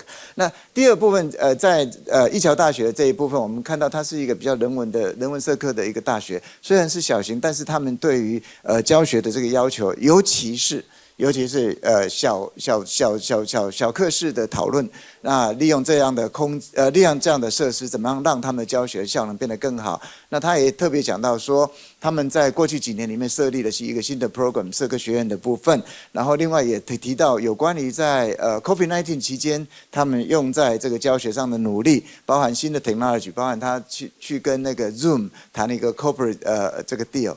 其实台湾很幸福，我们台大刚好跟那个讯联科技有合作，所以我们那时候是用 U 了哈，而且还是免费的用 U meeting 那部分让我们克服那个 pandemic 的困难。但是其实一个很重要的事情是，他也分享到教学这个man to man 或是 in person 的 interaction 其实是非常重要而美好的。他最后也用这个期待大家觉得说学习应该是快乐的，当然呢，他带着学生到台大来参访的时候。特别快乐，所以我们非常高兴看到那一点哈。那所以基本上学习其实有很多的是 online 的学习，也有很多的是这个face to face 的 interaction， 这其实是让大家学习这个可以更快乐的一个要件了哈。那所以他的结论也是说，这个face to face 的学习大概不会因为任何元素而不见了哈。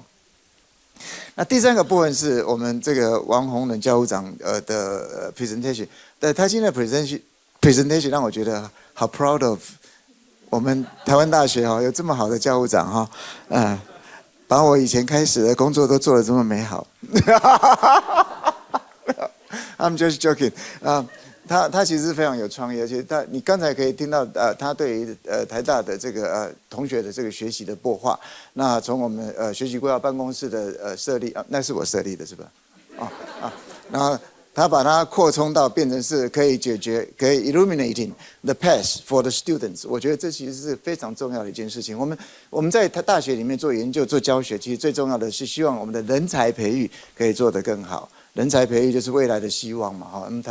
台湾这个人口不多，然后现在又少子化的问题，所以我们对于每一个每一个年轻人都是我们的宝贝了哈。我想在座的所有的这个来自台湾各地的这个大学里面，也都是这样想啊。所以我们认真的希望在台湾的高教，不管是一般的大学或者是科技大学，都是希望让我们的这个学生未来能够看到方向。所以为什么我们有那个王洪仁教务长特别提到的是，我们有一个这个领域专长的这个设计，让学生在学习的时候选择性更多。然后我们有那个院学士跟校学士的设计，让学生他更多的可以自主学习，组成自己的甚至一个新的学系。所以我们看到这是一个趋势。那所以他刚才的说明其实给我们很多的启发了哈。所以非常非常谢谢这个王教务长哈。那 so that concludes my summary and so now I will start a couple questions for our speakers, and then we will take the question from the audience, okay?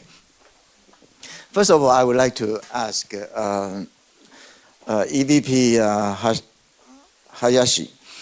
I know that the gender equality is a challenge for University of Tokyo, and your university initiated We Change U Tokyo. And I think you incorporate several very interesting measures to try to enhance the gender equality issues. So I was wondering, when you are supporting these faculty members or other measurements that you did, and what would be the short-term effect and the long-term effect? Do you see any changes after you implement these measures? Yes.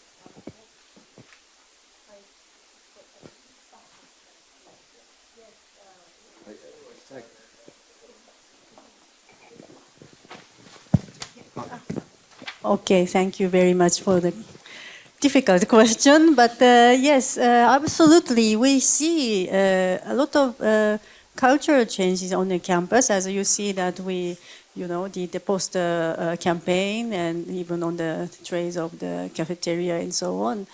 People nowadays talk about gender imbalance on the campus. It has been really ignored. We knew that the gender imbalance is going on the campus, but we acknowledged that we have the skewed gender balance. And I believe I talked quite many problems and challenges at the University of Tokyo today.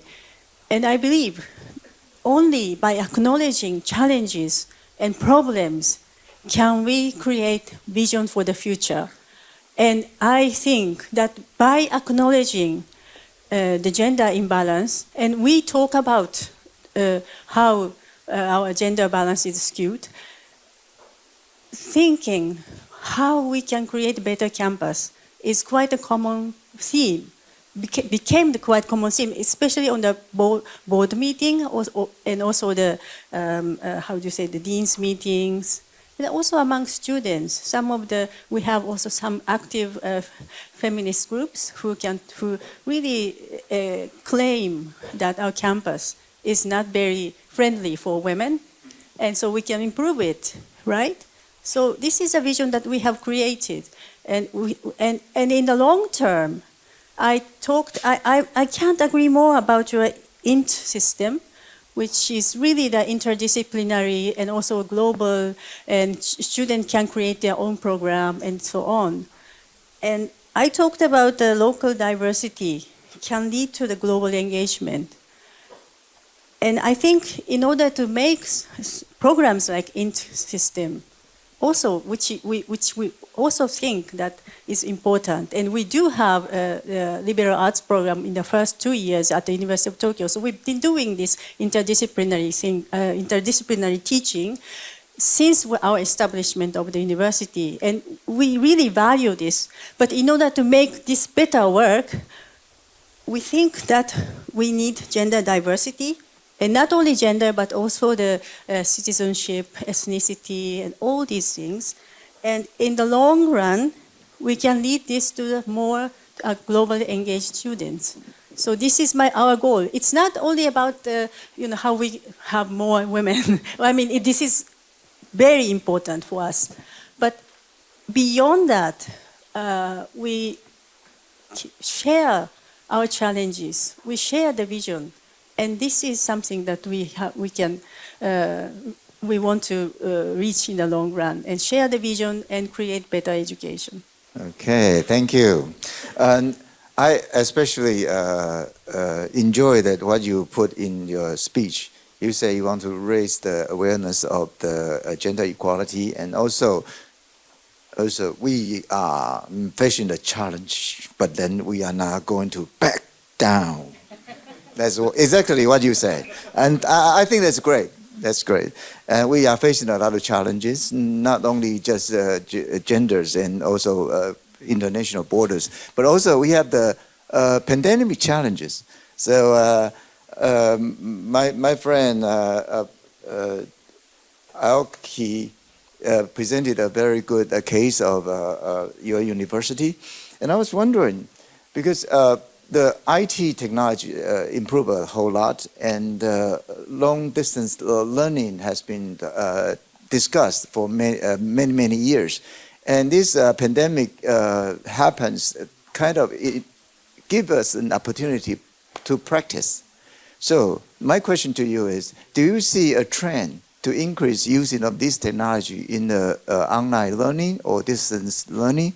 And do you have any, I think your university, yes, I remember your IR program was quite good and excellent. So have you done any research on these kind of research programs, the learning outcomes in terms of the students learning on different subjects?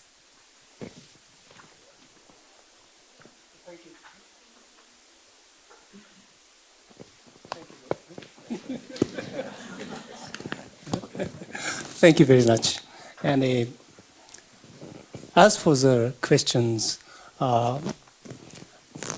you praised our IR team. We have an IR team, institutional research team, and they are continuously doing surveys about the university education and how is the outcome of our education, or something like that.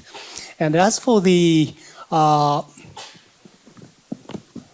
online learning, the effect of that online learning is not still certified, I think. We have a lot of time to go for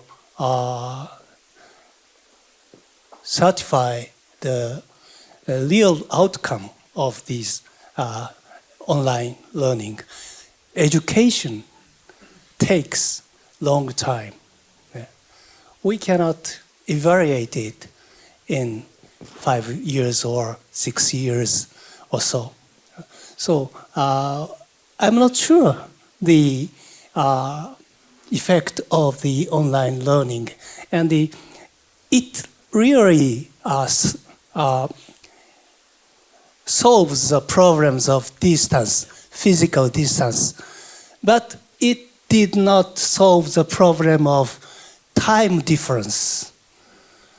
We have experienced some case that the other universities abroad asked us to make joint courses for the student using the online devices. But one of the most difficult problems is time difference. And we have a lot of things to do in order to make a good classes. And it is even among the Japanese universities. We have an association or a consortium of 4 universities in Tokyo. University of Tokyo is not one, but we have the University of Tokyo is a special one. They are the king or queen of our universities, and we are not kings, so we made a friend with 4 universities, and we try to make an online course assembling 4 universities. But even inside Japan, inside Tokyo, the term of the academic term is different. and the beginning time is different. And how to manage that class is different. And we have a lot of to do. I'm not sure I'm answering properly your question. Yeah, you do. Yeah. Speech, concerning speech, we can practice. But as for the Q&A, we cannot practice. So sorry for my poor answer. They don't know my question ahead of the time, so this is a real challenge. Thank you very much. You actually answered about how do we evaluate the students. And the short-term evaluation is not quite right, but we have to have a more long-term study. But their IR office is quite strong, I think. So anyway, let me ask a question to our Vice President Wang.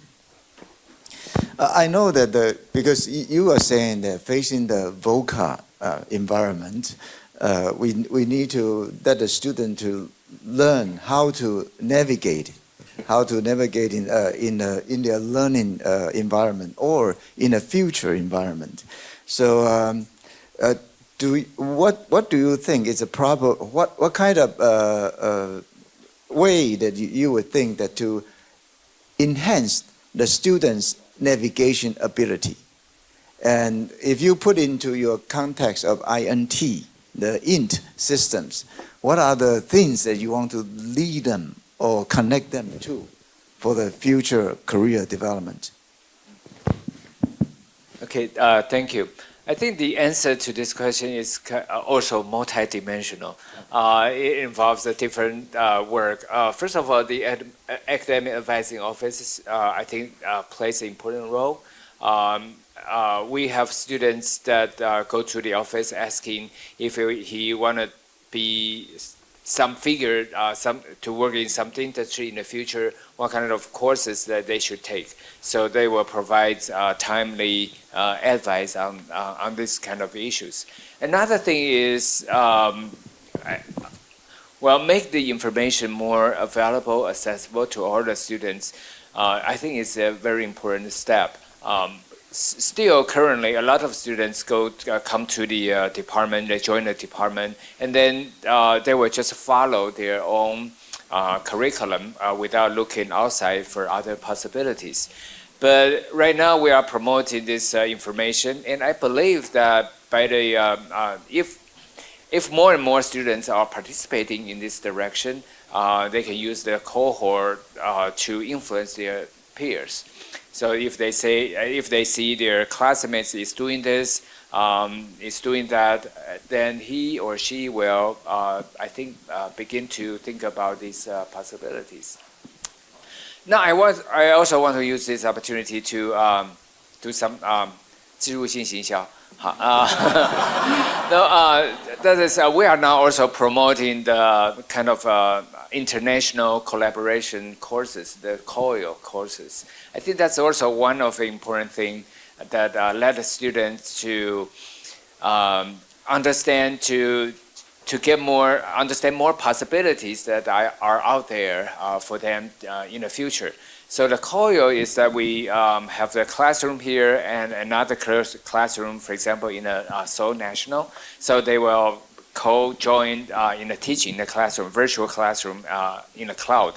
But now we are coming up with a plan that we will follow up in the summer or in the winter, that these classroom students can meet each other. We'll provide funding for our students to visit the counterparts in another university, and also provide some support for their students to come to the university. So that's kind of in-person interactions. I think that will further strengthen the cross-cultural learning, because I think the cross-cultural, cross-country learning is going to be very important in the future.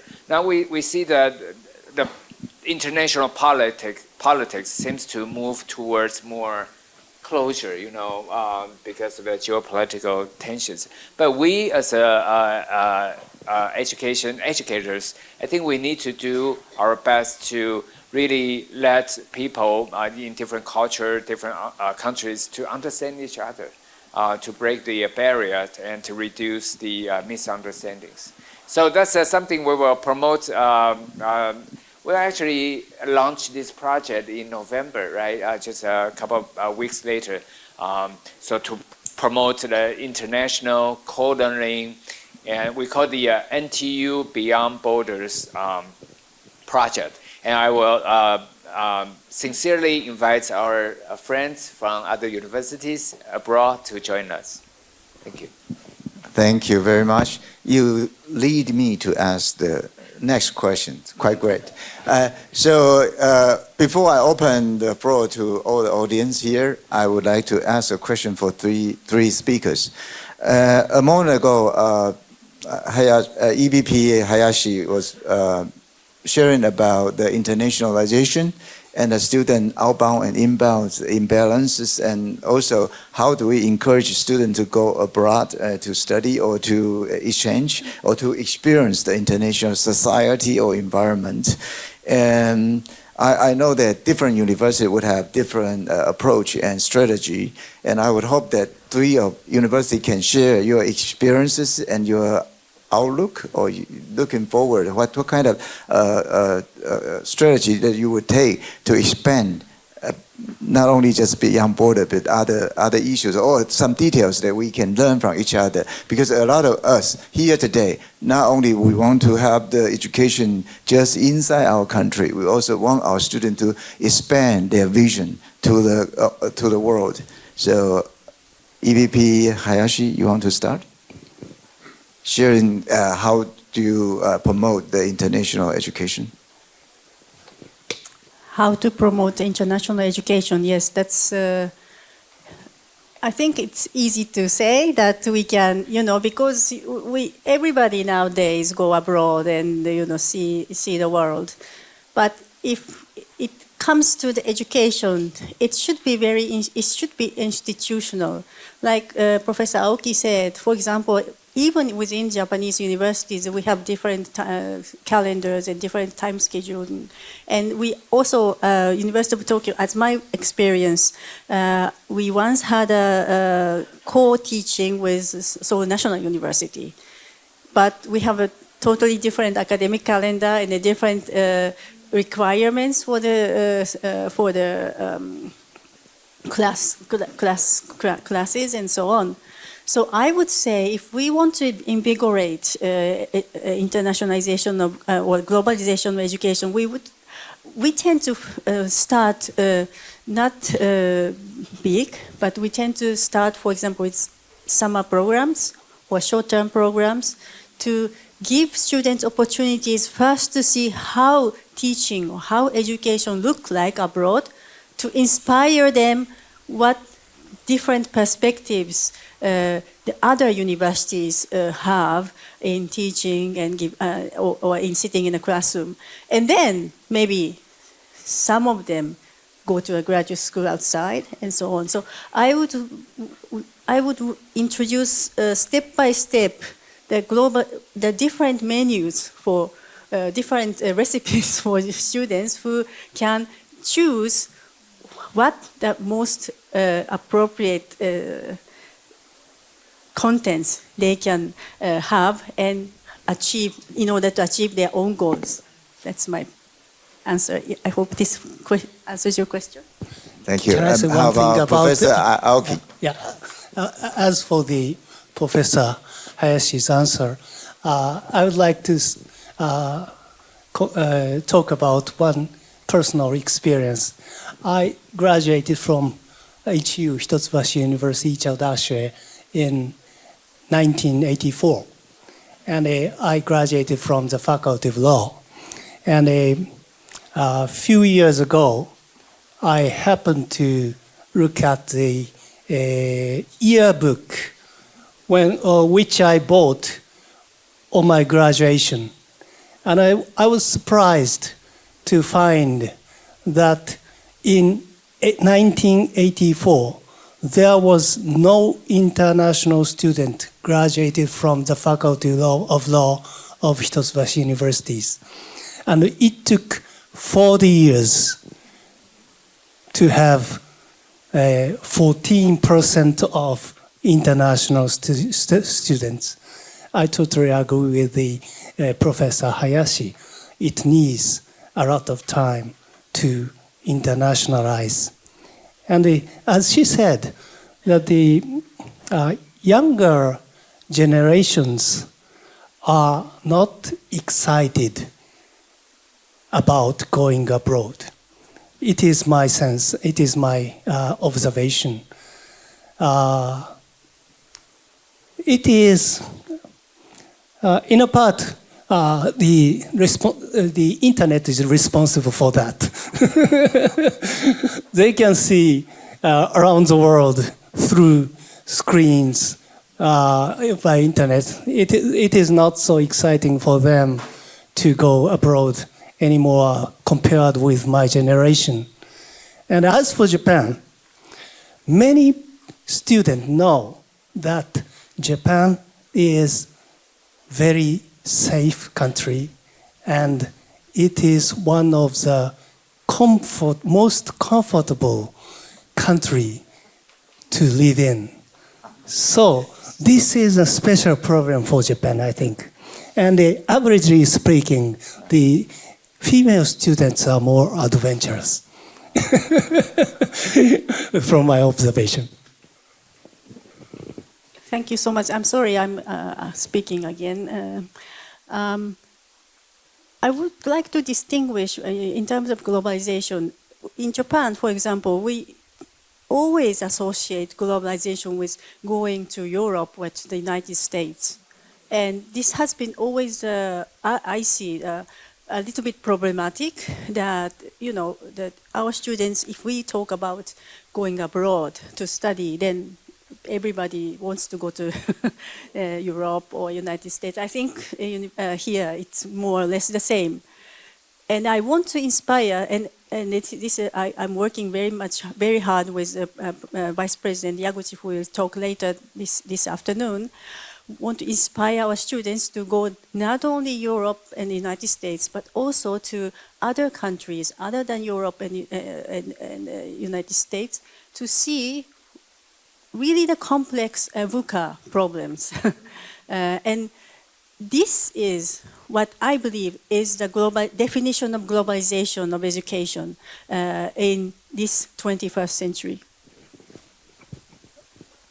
VP Wang, you want to add? So I think I already answered part of the questions earlier, but I want to add that this NTU Beyond Borders is a joint effort with the International Affairs Office and also the Students Affairs Office. So this is kind of a comprehensive, not including the teaching, but also student activities. But really, I want to mention another thing, that is internationalization is not only for our students to go abroad, but also to bring other students to the campus and also bring other faculty members, the foreign faculty members, to join us. So in order to make it happen, I think it's important to make the campus more suitable for the foreign students, foreign faculty members. So the EMI. So we have been working very hard to push the EMI, the English as a medium of instruction. And we have a bilingual center set up in the university, and Vice President Ding is the director. So a lot of the EMI advancements was pushed by him.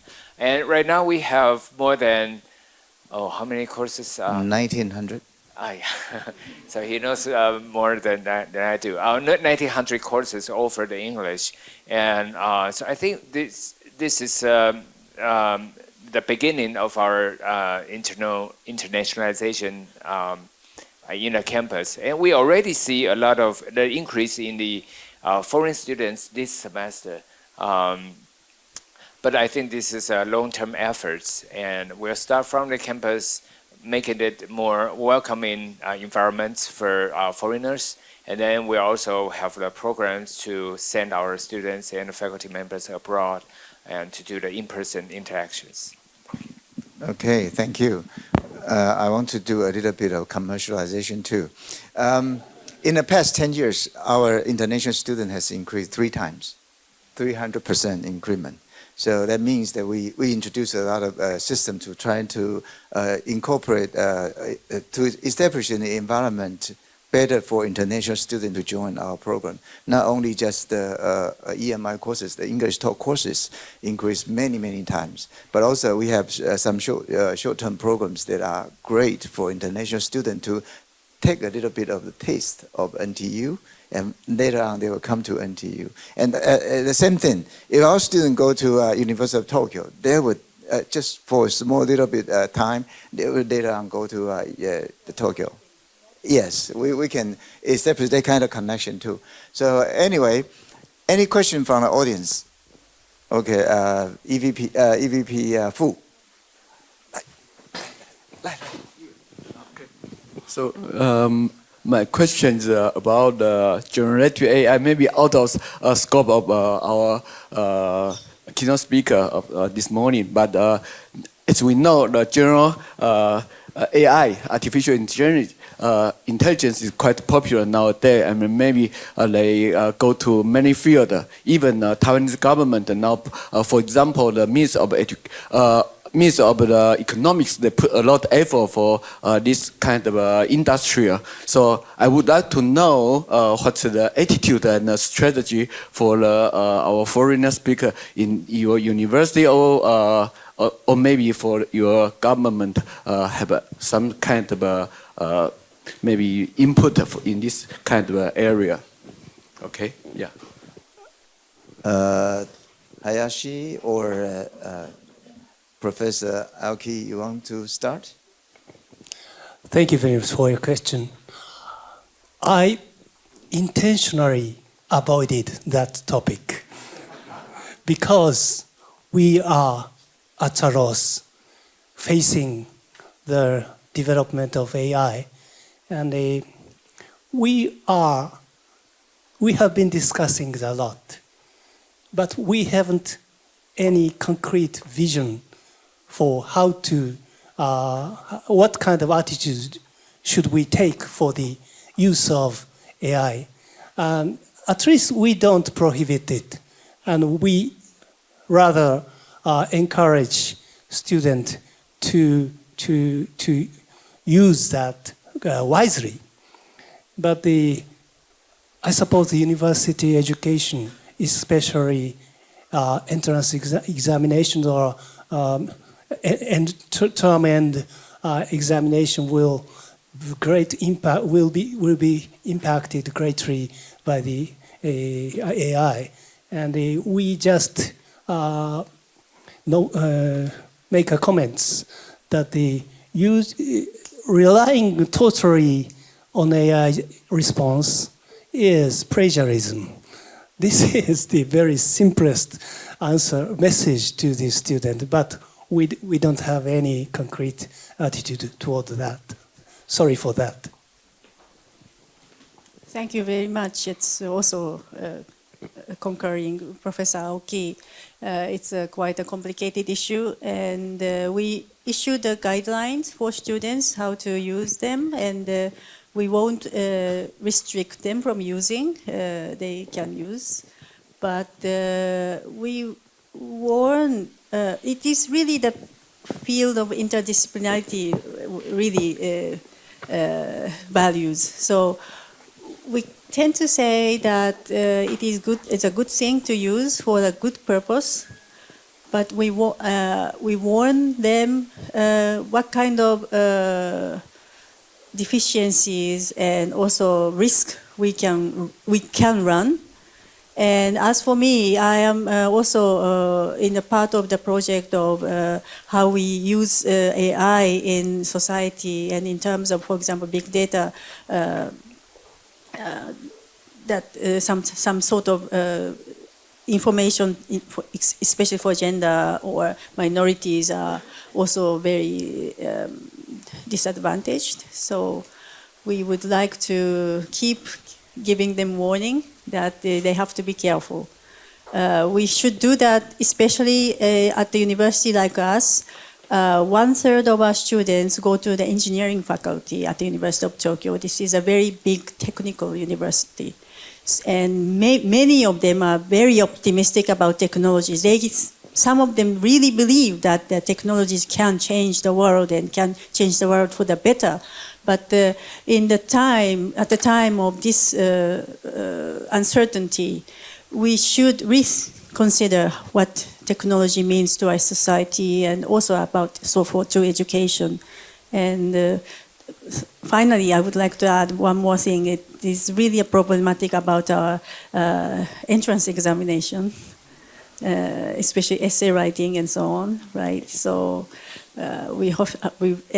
we depend very much on the entrance examination in our entire system at the University of Tokyo. So, and also the language, especially the language part. So yeah, I see this is another challenge, yes. Okay, thank you. Let me add just one thing. In the curriculum of our social data science faculty, we made a course of LC, and we made it compulsory for every freshman. Okay, thank you. We have a question from Lisa. Yes. Dear esteemed professors, I have two questions here.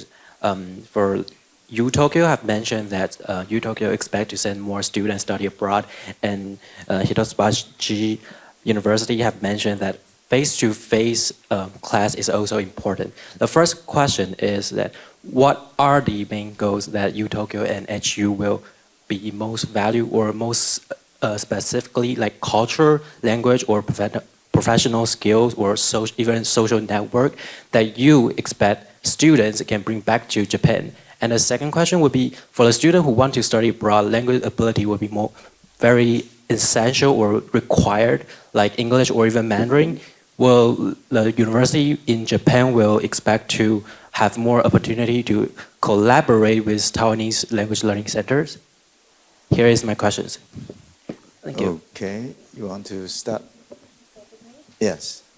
So I'm not sure whether I understood your question. So what is the values that we respect at the University of Tokyo? Is that your what is the incoming ability that you want the student to learn when you have international experiences? What is the ability the students Cultural or should professional? acquire after the international experiences? Yes. That's many. But I think the first is a communicative ability. Yes. That they can communicate with people who you never met, right?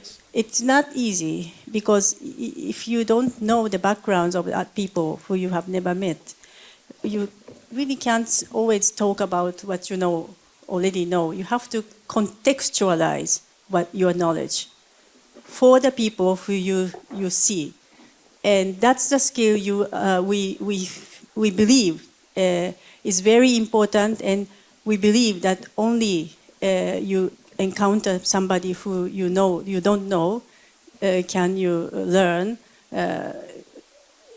You can learn. So, and globalization and experiences abroad is the quickest way to learn this skill. Great. So communication and international collaboration and how to talk and communicate with the strangers and also different Yes, group and of by people. that way you can confirm what you have learned also. You have to articulate what you know to others who maybe don't know about what you have learned. So you have to really digest what you have learned at home and talk to people who you don't know. That's really a training. Even professors should do that, right? Yes, sure. Professor Aoki, you want to share? Yeah. As for the first question, just like Professor Hayashi said, we expect many. And even the seminars are designed to learn their own specialties. For example, I belong to the Faculty of Law. And of course, the special knowledge or technical knowledge of law is very, very important. And we don't say that the making friends with others is more important than getting the knowledge of law. It is not what we expect. Instead, in addition to the specialties, we would like to give a chance, give opportunity for our student to form a close-knit relationship between students and between students and professors. Because as life is now, for example, Japanese people live more than 80 years old, and some predicts that the children who were born after 2000 will live 100 years. So the life will be multi-staged. Yeah? A three-stage life is over. Education, employment, retirement is over. So in that process, we need the intangible assets like human networks. So in addition to the special knowledge, we expect them to have a kind of intangible asset to get along with the long life they must experience. And that is my answer. Okay, thank you. After retirement, we need to reborn and start it over again. There's a second part of the question is, if you are trying to train a student Mandarin Chinese, would you like to collaborate with the Chinese learning or Chinese teaching center in Taiwan or in different universities? If you want your student to learn Chinese, would you want to collaborate with our Chinese learning center in various universities? Why not? So, very short and sweet answer. I think our time, okay, we have only time, 30 seconds for the final question. Any? There. Thank you. You have shared earlier that Taiwan NTU has improved or increased international students 3 times. Can you share some measures apart from, you mentioned just now English language programs, but are there other measures that you've taken to increase the international students at NTU? You answer. He will be a much better position to answer this question, but I'll take the first cut. I think earlier, National Taiwan University is the best university in Taiwan. We never worried about the student source. We always get the best from Taiwan. So what I'm saying is we started late to look outside. So when we realized that this is an important direction that we should go to, and then we'll mobilize a lot of different academic units to help us do that, including signing, these exchange programs with other universities, and also we participate in educational fairs in other places to let people know our university.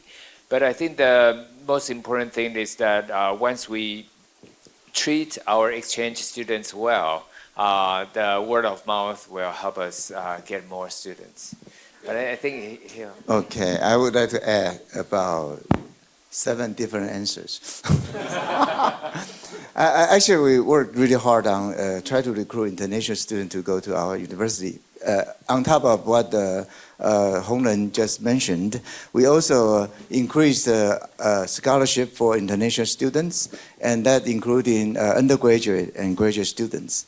And we also formed coalition for high schools. For instance, in the South Asia area, Malaysia, Thailand, Vietnam, Philippines. We have several high school coalition. Philippines is the science high school. So anyway, we form those coalition and ask their students to know us better, and we try to present ourselves to them too. So not only just the scholarship, but also we have those coalitions.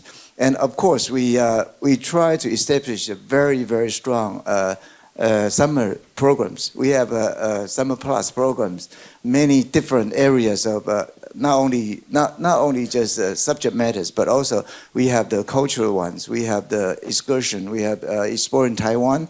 We do have the research in a lab kind of summer programs, and we send our best students to go outside, so that other people know that NTU is quite good. So I think that's a two-way street. I mean, your student need to go out to that other university, other country, know our student, and through our student, those are student ambassadors. We think they are our ambassador to the world. We hope that they can learn better. So we do have, for instance, we established this NTU Beyond Border program. We do have a non-profit organizations internship program for students to go outside to serve, to learn, to communicate, we don't ask them to advertise, but they do. Anyway, so many different majors that are happening at NTU. And I think in the afternoon, Jun Hao, our associate dean for the Office of International Affairs, he is going to even give a better presentation for all of you. So please join that section. And it's time, right? Yeah, I think it's time. Yeah. Would you please thank Professor Ding and all the panelists? Thank you very much. Thank you for joining us, and thank especially for the speakers today. Give us really, really good instructions. Thank you very much.